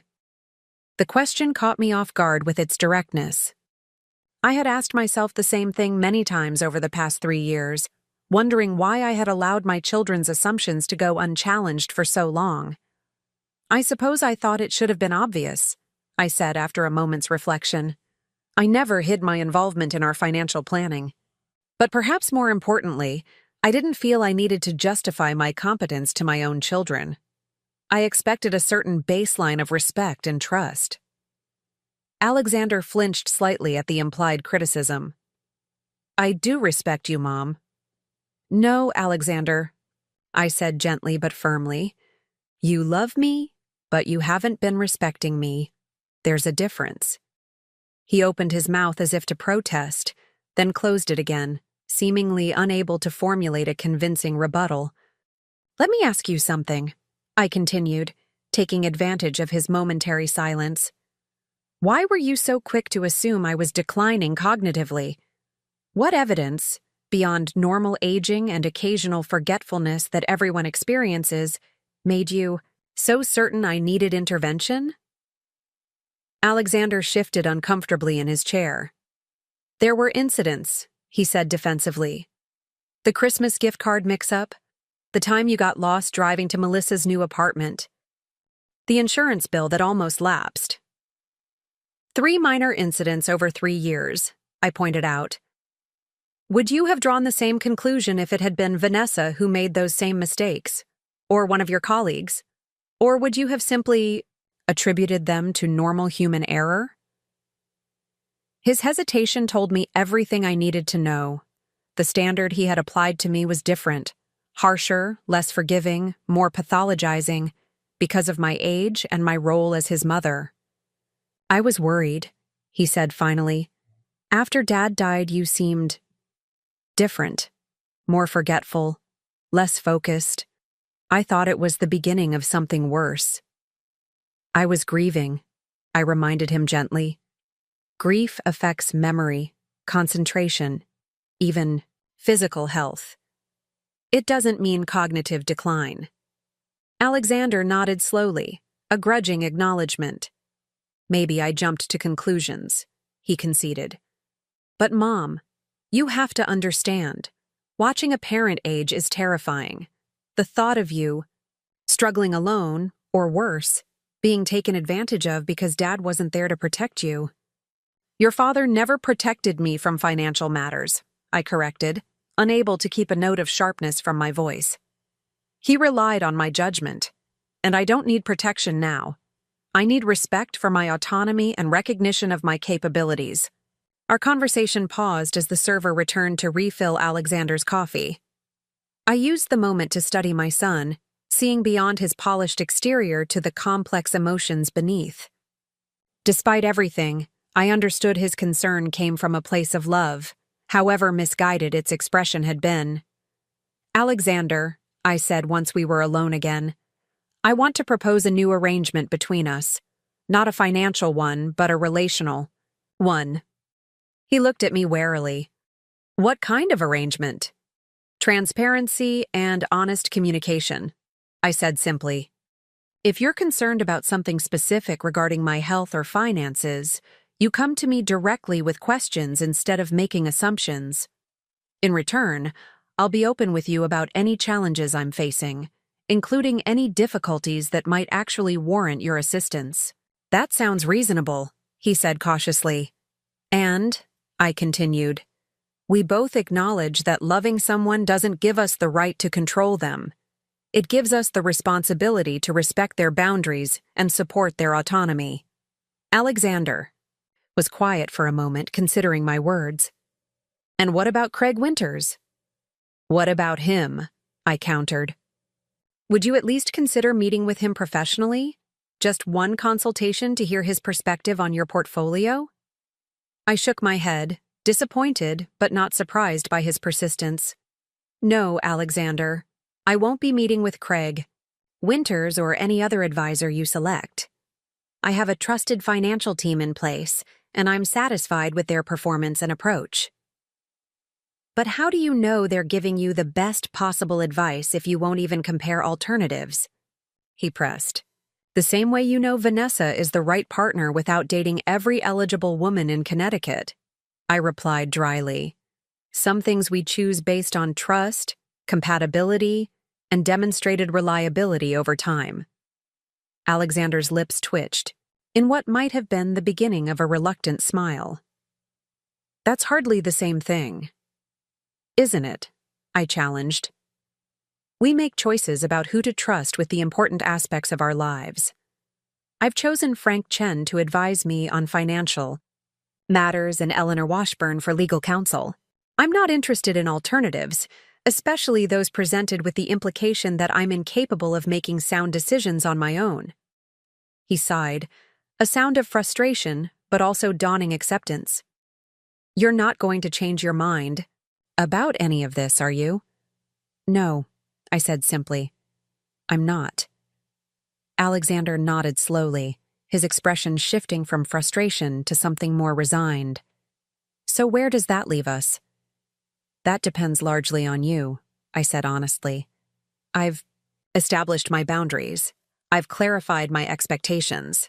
What happens next is determined by whether you choose to respect them or continue trying to circumvent them.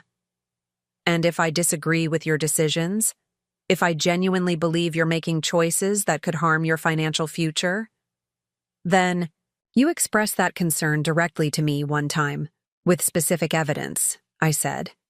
And when I make my decision after considering your input, you respect it, even if it's not what you would choose.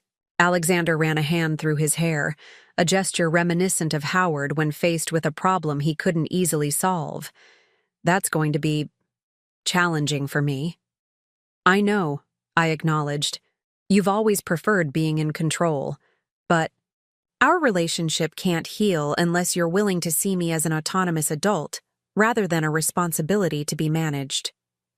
He was quiet for a long moment, staring into his coffee cup as if it might contain answers to questions he hadn't yet formulated. When he finally looked up, something had shifted in his expression. Not complete acceptance, but perhaps the beginning of understanding.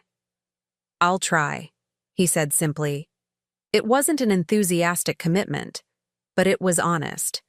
And with Alexander, honesty was often more reliable than performative enthusiasm. That's all I'm asking, I said. That you try, and that we keep talking, even when it's difficult. We finished our drinks in a silence that wasn't exactly comfortable, but was no longer hostile. As we prepared to leave, Alexander hesitated, then reached across the table to touch my hand briefly. Mom, he said, his voice softer than it had been throughout our conversation. I am sorry about the credit cards. That was inappropriate. The apology caught me by surprise, not because it wasn't warranted, but because Alexander rarely admitted wrongdoing directly. Thank you, I said simply. I appreciate that. We walked out of the cafe together, pausing in the sunshine beside the harbor. The water sparkled with afternoon light, boats bobbing gently at their moorings.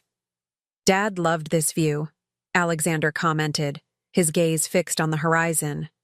He did, I agreed. He said it reminded him that there are many paths to the same destination.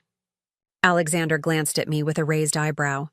Are you getting philosophical on me, Mom?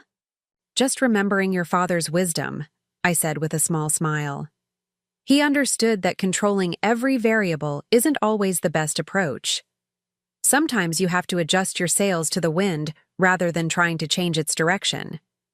I'm not sure I have Dad's patience for sailing metaphors, Alexander said, but there was a hint of warmth in his tone that had been absent earlier. You don't need patience for metaphors, I replied, just for relationships.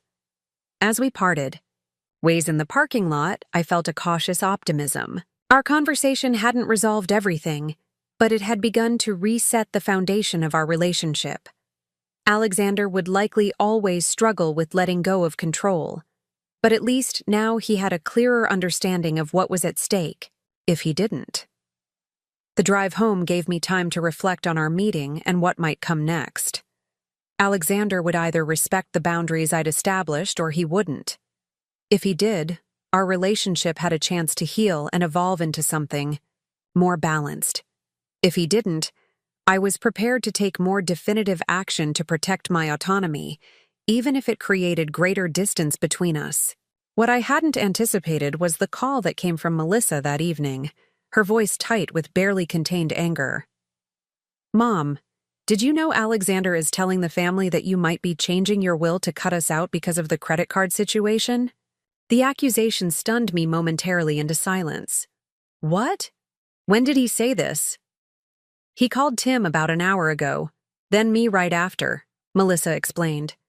He said you showed him some letter from Dad that made you rethink the entire estate plan, and that you basically threatened to disinherit everyone if we didn't back off about your finances.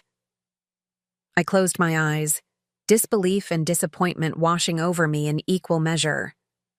After our conversation, after what I thought had been a breakthrough, Alexander had immediately twisted my words and actions to serve his own narrative. That's not what happened, I said firmly, and it's not what I said. I didn't think so, Melissa replied. It didn't sound like you at all, but Alexander seemed genuinely concerned. He was talking about a family meeting to discuss how to approach the situation and present a united front. The manipulation was so transparent, it would have been laughable if it weren't so hurtful. Alexander couldn't control me directly, so he was attempting to mobilize his siblings to apply pressure on his behalf. Melissa, I said carefully, what I told Alexander was that my estate plan is mine to determine based on my values and relationships, and that he shouldn't count on an inheritance that might not materialize for decades as part of his financial planning. I never threatened to disinherit anyone. That's what I thought, she said, relief evident in her voice. Tim didn't believe him either, but Alexander was so convincing. He has this way of making his version of events sound like the only logical interpretation.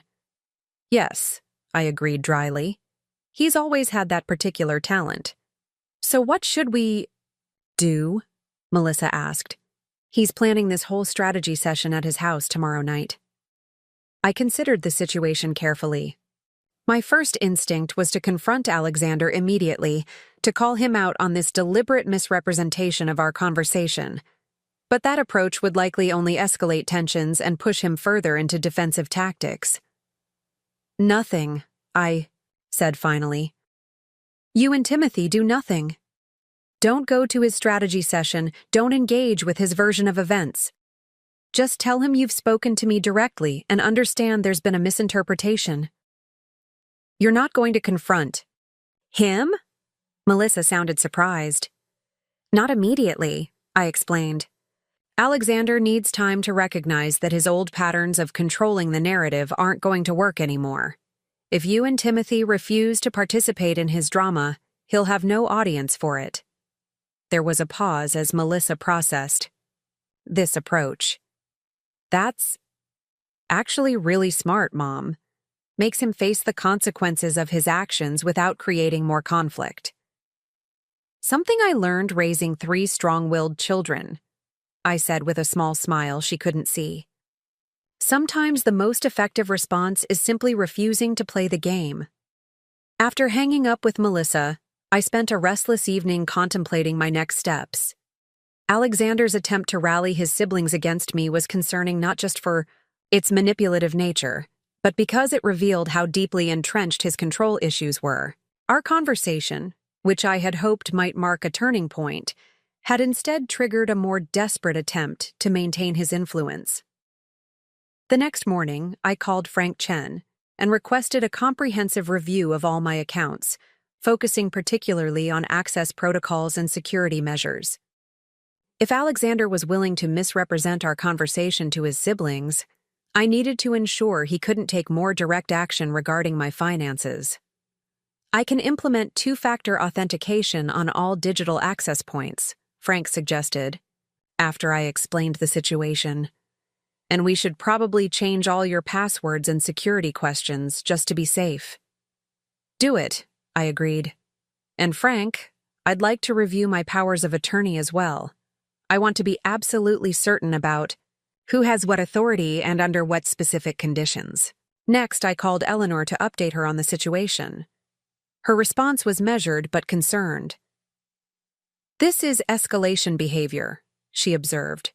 When direct control failed, he's trying indirect methods through family pressure. If that doesn't work, he might consider more drastic approaches.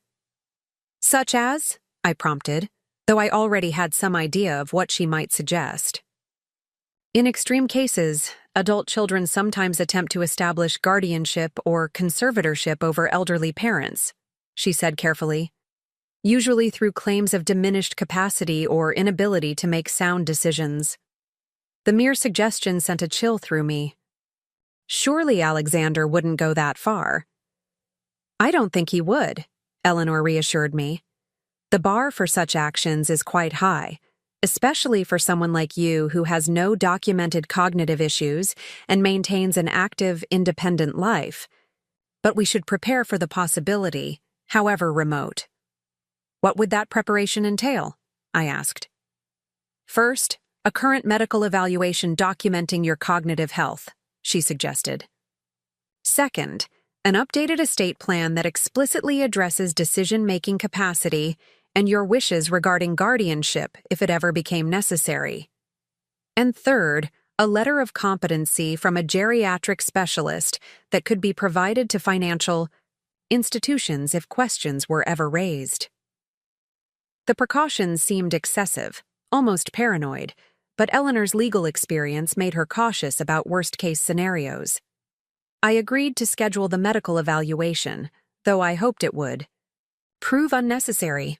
The day progressed quietly as I attended to normal routines, a trip to the grocery store, lunch with a friend from my book club, an hour in the garden tending to my roses. The ordinary rhythm of life continued despite the extraordinary tension with my eldest son.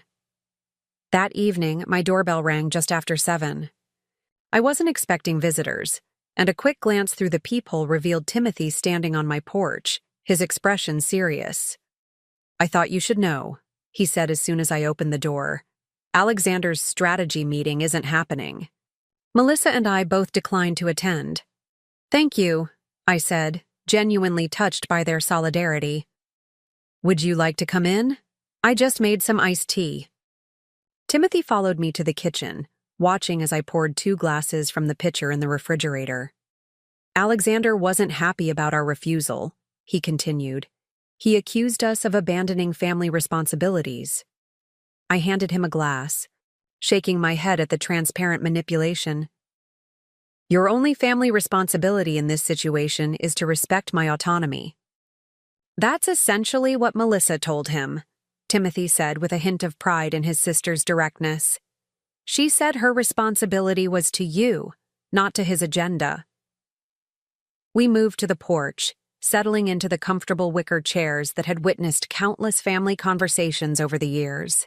The evening was mild, cicadas creating a rhythmic backdrop to our discussion. I'm sorry it's come to this, I said after a moment. I never wanted to create divisions among you 3. Timothy looked at me directly, his gaze steady and clear. You didn't create this division, Mom. Alexander did by refusing to accept boundaries and trying to control a situation that isn't his to control. His insight surprised me, though perhaps it shouldn't have. Timothy had always been the most perceptive of my children, observing dynamics that others missed. Still, I sighed, it's painful to watch your children in conflict, especially when you're the center of it. Alexander will come around eventually, Timothy said with more confidence than I felt. When he realizes his usual tactics aren't working, he'll have to find a new approach, hopefully one that involves actual respect. I hope you're right, I said, though doubt lingered. Alexander's stubborn nature had served him well in business, but created significant challenges in personal relationships. His determination was both his greatest strength and his most problematic trait. In the meantime, Timothy continued, Melissa and I have been talking. We want to make sure you know you have our support, whatever comes next. The simple statement of solidarity brought unexpected tears to my eyes. Throughout this difficult process, I had been so focused on establishing boundaries and defending my autonomy that I hadn't fully appreciated the positive shifts occurring with my other children. Thank you, I said softly. That means more than, you know. We sat in comfortable silence for a while, sipping our tea and watching the fireflies begin their evening dance across the lawn. It was a moment of peace amid turbulence, a reminder that even in difficult family seasons, connection remained possible. The next morning brought another unexpected development. My phone rang early, Alexander's name appearing on the caller ID. I answered with cautious curiosity, wondering what new approach he might be attempting. Mom, he began without preamble. I've been thinking about our conversation at the cafe. Yes? I prompted when he paused. You were right, he said, the words seeming to cost him considerable effort. I haven't been respecting your autonomy. I've been treating you like someone who needs management rather than a capable adult who happens to be my mother. The admission was so unexpected that for a moment I wondered if this was a new manipulation tactic, but Alexander continued before I could respond. I talked to Vanessa last night, really talked to her about everything that's happened. She pointed out something I hadn't considered, that I've been approaching your finances the way I approach corporate acquisitions, looking for efficiency and control rather than understanding the human factors involved. It was an insightful observation, one that perfectly captured Alexander's fundamental mistake. He had treated me as an asset to be optimized rather than a person with agency and dignity. That's a helpful perspective, I said carefully, still uncertain where this conversation was heading. I also want to apologize for what I said to Timothy and Melissa, he continued. I misrepresented our conversation and tried to create pressure that wasn't appropriate. It was not my finest moment. Now I was genuinely surprised. Alexander rarely acknowledged missteps, particularly not so directly. What prompted this change of heart? I asked, unable to keep the skepticism completely from my voice. There was a brief pause before he answered. Would you believe a photograph? A photograph? I repeated, confused. Vanessa was looking through old albums last night and found a picture from about 15 years ago, he explained. Dad and I were on the boat, and you were sitting at the Marina Cafe working on your laptop. Vanessa asked what you were doing in the photo, and I realized I had no idea. When I really thought about it, I remembered you were always working on financial spreadsheets or research whenever we went sailing, Dad and I on the water, you managing investments from shore. The memory came back to me clearly. Those peaceful Saturday mornings when Howard and Alexander would take the small sailboat out on the harbor, while I used the quiet time to review our portfolio and research potential adjustments. It had been our routine for years, a comfortable division of leisure that suited all our preferences. I never thought about what you were actually doing during those hours, Alexander continued. I just assumed it was, I don't know, household accounts or something simple. But it wasn't, was it? You were managing our entire financial future while Dad and I played around on the water. I enjoyed it, I said truthfully. The research, the analysis, watching our investments grow. It was never a burden. But I never acknowledged it, he said, regret evident in his voice. I never even saw it, really. And then after Dad died, I just assumed you wouldn't be able to continue without him, when in reality, he was the one who would have struggled without me, I finished. Gently, yes.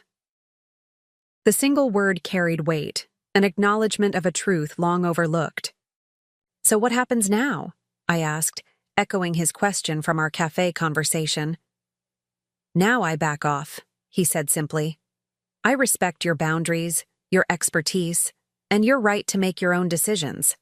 And I start focusing on my own financial, planning for Emma and Jacob's education instead of counting on an inheritance that isn't mine to claim.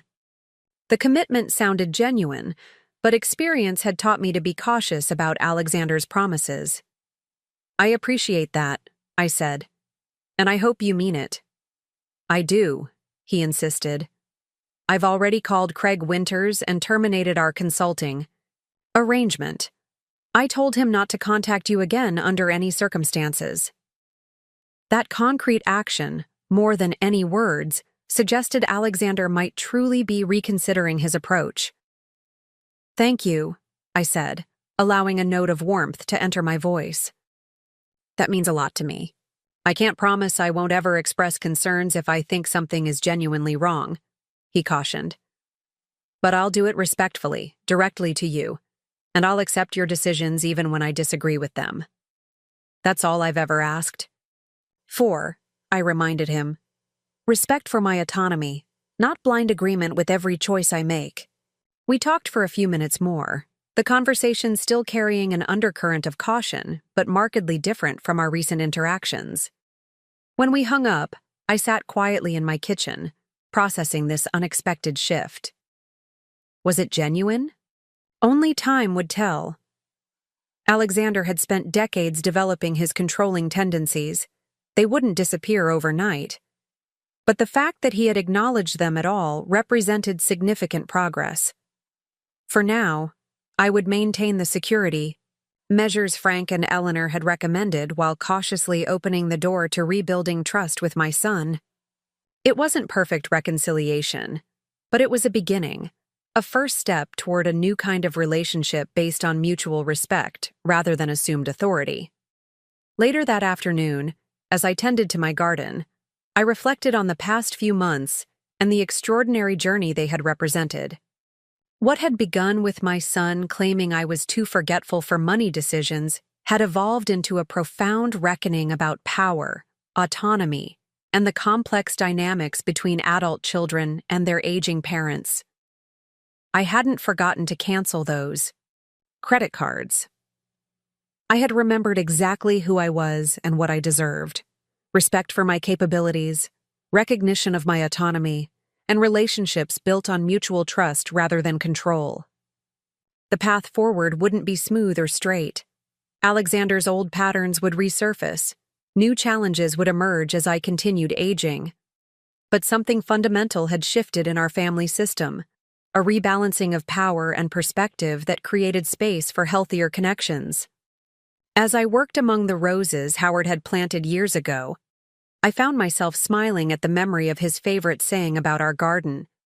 Pruning looks like damage until you see the blossoms that follow. Perhaps this difficult period had been necessary pruning for our family, painful but ultimately creating opportunity for new growth. Time would tell what blossoms might emerge from this season of change. For now, it was enough to know I had remembered my worth and found the courage to defend it. Not just for myself, but for the authentic relationships that could only thrive when built on foundations of genuine respect. 3 months had passed since my confrontation with Alexander, a season of cautious rebuilding and small steps toward a new normal. Our first quarterly family meeting approached, the formalized gathering I had proposed to keep everyone informed while maintaining appropriate boundaries. I'd chosen to host it at my home rather than Eleanor's office, a deliberate signal that we were moving from crisis to reconciliation. The morning of the meeting, I walked through my garden with a mug of tea, taking comfort in the familiar ritual. The roses were nearly finished for the season, a few stubborn blooms holding on despite the autumn chill. Howard had always said, "Gardens taught the best lessons about patience. You couldn't rush growth, couldn't force blooms to appear before their time." Relationships, I was learning, followed similar principles. I had spent the previous week preparing financial summaries with Frank, creating clear, accessible reports on my accounts, investments, and overall financial health. Not because I owed my children this transparency, but because I had chosen to offer it as a foundation for our new relationship dynamics. The reports demonstrated both my ongoing competence and my willingness to share appropriate information voluntarily. The key distinction being that I controlled what was shared and when. Melissa arrived first, 20 minutes early with a basket of fresh pastries from the bakery near her apartment. "Thought we might need sustenance for what could be an intense discussion," she explained with a self-deprecating smile as she set the basket on my kitchen counter. "Always thinking ahead," I said, squeezing her hand affectionately. "How are you feeling about today?" She considered the question seriously before answering. "Cautiously optimistic? Alexander has been different lately. Less directive, more thoughtful. Timothy says he's noticed it too." The observation aligned with my own experience. In the weeks following our Harbor Cafe conversation, Alexander had maintained a respectful distance while still checking in regularly. Our conversations remained somewhat formal, but lacked the controlling undertone that had characterized our interactions for years. Whether this represented genuine growth or simply a tactical retreat remained to be seen. Timothy and Diane arrived, next, bringing a bottle of Howard's favorite wine. A thoughtful gesture that acknowledged his continuing presence in our family gatherings even in his absence. Diane embraced me warmly, whispering, "I'm so proud of you," in my ear before pulling back with a conspiratorial wink. Her support meant more than she likely realized. Alexander and Vanessa were precisely on time, as expected. Alexander carried a sleek leather portfolio, reminiscent of the one he'd brought to our disastrous family meeting months earlier, but his demeanor was markedly different. Less commanding, more contained. Vanessa greeted me with genuine warmth, her eyes communicating unspoken understanding between women who had both experienced Alexander's controlling tendencies from different perspectives. "Thank you all for coming," I said once everyone was settled in the living room, the space where we had gathered for holidays and celebrations throughout my children's lives. I thought we'd start with a brief update on my financial situation, then open the floor for any questions or concerns. I distributed the summary reports Frank had helped me prepare, giving everyone time to review the material. The documents provided a comprehensive overview of my assets, investment strategy, and financial projections, without revealing unnecessary details about specific accounts or security measures. "As you can see," I continued when they had finished reviewing the reports, "my financial situation remains stable and well managed. The portfolio has performed slightly above market benchmarks for the quarter, and all planning targets for the next 5 years remain on track." Alexander studied the reports with professional attention, his expression thoughtful rather than skeptical. When he looked up, his question surprised me with its straightforward respect. "These projections account for potential market downturns?" he asked, indicating a section of the report that outlined contingency planning. "Yes," I confirmed. "Frank and I have stress-tested the portfolio against 3 different recession scenarios, ranging from moderate to severe. The reserve allocations have been adjusted accordingly." He nodded, appearing genuinely satisfied with the answer rather than searching for weaknesses to exploit. It was a small shift, but significant. "Mom, this is really impressive," Melissa commented, genuine admiration in her voice. "I wish I understood investments half as well as you do." "You could," I said simply. "It's not magical knowledge, just experience and learning over time. "Maybe you could teach me sometime?" she suggested, the request tentative but sincere. "Not because I'm worried about you," she added hastily, "but because I should probably understand these things better for my own future." The request touched me deeply. Not only was it an acknowledgement of my expertise, but it represented a desire to connect through knowledge sharing rather than control. "I'd like that," I agreed. "We could set up regular sessions if you're serious about learning." The conversation flowed naturally from there, moving from financial specifics to broader family matters. Timothy and Diane shared news about their daughter Sophia's college applications. Melissa discussed a promising new client for her design business, and Alexander provided a brief update on Emma and Jacob's school activities. When the formal part of our gathering concluded, we moved to the dining room for lunch. A simple meal I had prepared the previous day, supplemented by Melissa's pastries and the wine Timothy and Diane had brought. As we ate, I observed the subtle dynamics among my children, noting how dramatically they had shifted in just a few months. The tension that had characterized our interactions since Howard's death had largely dissipated, replaced by a cautious but genuine warmth. Even Alexander seemed more at ease. His typical corporate intensity softened into something more approachable. At one point, he actually laughed at one of Timothy's medical humor jokes, a rare moment of unguarded enjoyment I hadn't seen from him in years. After lunch, as everyone prepared to leave, Alexander lingered behind, obviously waiting for a private moment. Once the others had moved to the front porch to admire the fall foliage, he approached me in the kitchen where I was loading the dishwasher. "Mom?" he began, his voice uncharacteristically hesitant. "I wanted to give you something." He reached into his jacket pocket and withdrew an envelope, which he placed on the counter between us. "These are the college fund statements for Emma and Jacob," he explained. "I've opened 529 plans for both of them and funded them with initial contributions from Vanessa and me." I looked at him questioningly, uncertain why he was sharing this particular information. "I wanted you to see that I'm taking responsibility for their education," he clarified. "Not counting on inheritance or making assumptions about your estate. This is me acknowledging that their future is my responsibility, not yours." The gesture moved me deeply, not just for its practical implications but for what it represented. Alexander taking concrete action to demonstrate his changed perspective, not just offering words that might prove empty. "Thank you for showing me this," I said sincerely. "It means a lot." He nodded, seeming almost embarrassed by the moment's emotional weight.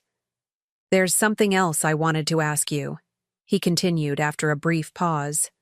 "A favor, actually." "Oh?" I prompted, curious, but cautious. "Would you consider meeting with Emma and Jacob to talk about financial literacy? Nothing formal, just sharing some of your knowledge. I realize neither Vanessa nor I have your gift for explaining these concepts in accessible ways." The key request stunned me momentarily. After years of Alexander dismissing my financial expertise, he was now actively seeking it for his children's benefit. "I'd be happy to," I said once I'd recovered from my surprise.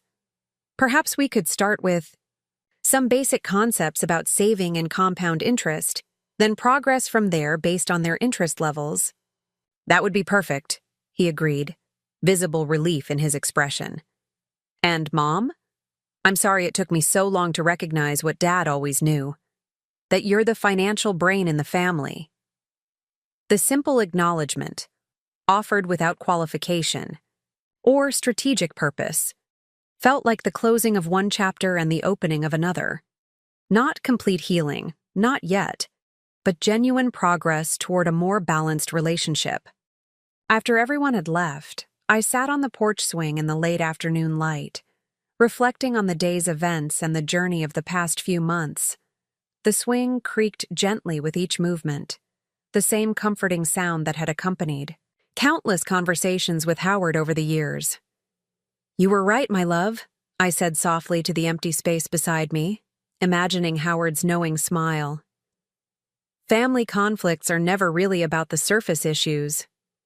What had appeared to be a battle over financial control had ultimately revealed much deeper currents.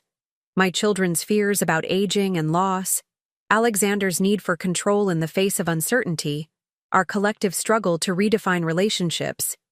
After Howard's death, the credit cards had been merely a symptom, not the underlying disease. As autumn sunlight filtered through the maple tree Howard had planted when Timothy was born, I allowed myself to acknowledge both the pain and growth of recent months. The confrontations had been necessary, the boundaries essential. Through them, I had reclaimed not just my financial autonomy but my full identity as more than just a mother or widow. My phone chimed with a text message from Eleanor. "Just checking in. How did the meeting go?" "Better than expected," I typed back. "Real progress with Alexander. We'll call tomorrow with details." Her response came quickly. "Wonderful news. Proud of you for standing your ground. This is what healthy boundaries look like." Healthy boundaries. The phrase resonated deeply. I had learned, late in life but not too late, that love without boundaries wasn't really love at all. It was control wearing love's clothing. By asserting my autonomy, I hadn't damaged my relationships with my children. I had created the possibility of more authentic connections based on mutual respect rather than assumed authority. The credit cards I had canceled months ago had become something of a symbol in my mind. A line drawn, a declaration of selfhood that rippled through every aspect of my life. That single decisive action had triggered a cascade of changes, both painful and healing, that continued to unfold in ways I couldn't have anticipated. As the sun began to set, casting long shadows across my garden, I found myself filled with a quiet gratitude. Not because everything was perfect. It wasn't, and likely never would be. But because I had remembered my own worth and found the courage to defend it. Because my children, in their different ways, were learning to see me as I truly was rather than as the diminished version they had constructed in their minds. When my son claimed I was too forgetful for money decisions, I hadn't just remembered to cancel their credit cards. I had remembered who I was, Gertrude Blackwood, a woman of capability and dignity who deserved respect, not management. That, remembering had made all the difference. Up next, you've got 2 more standout stories right on your screen. If this one hit the mark, you won't want to pass these up. Just click and check them out.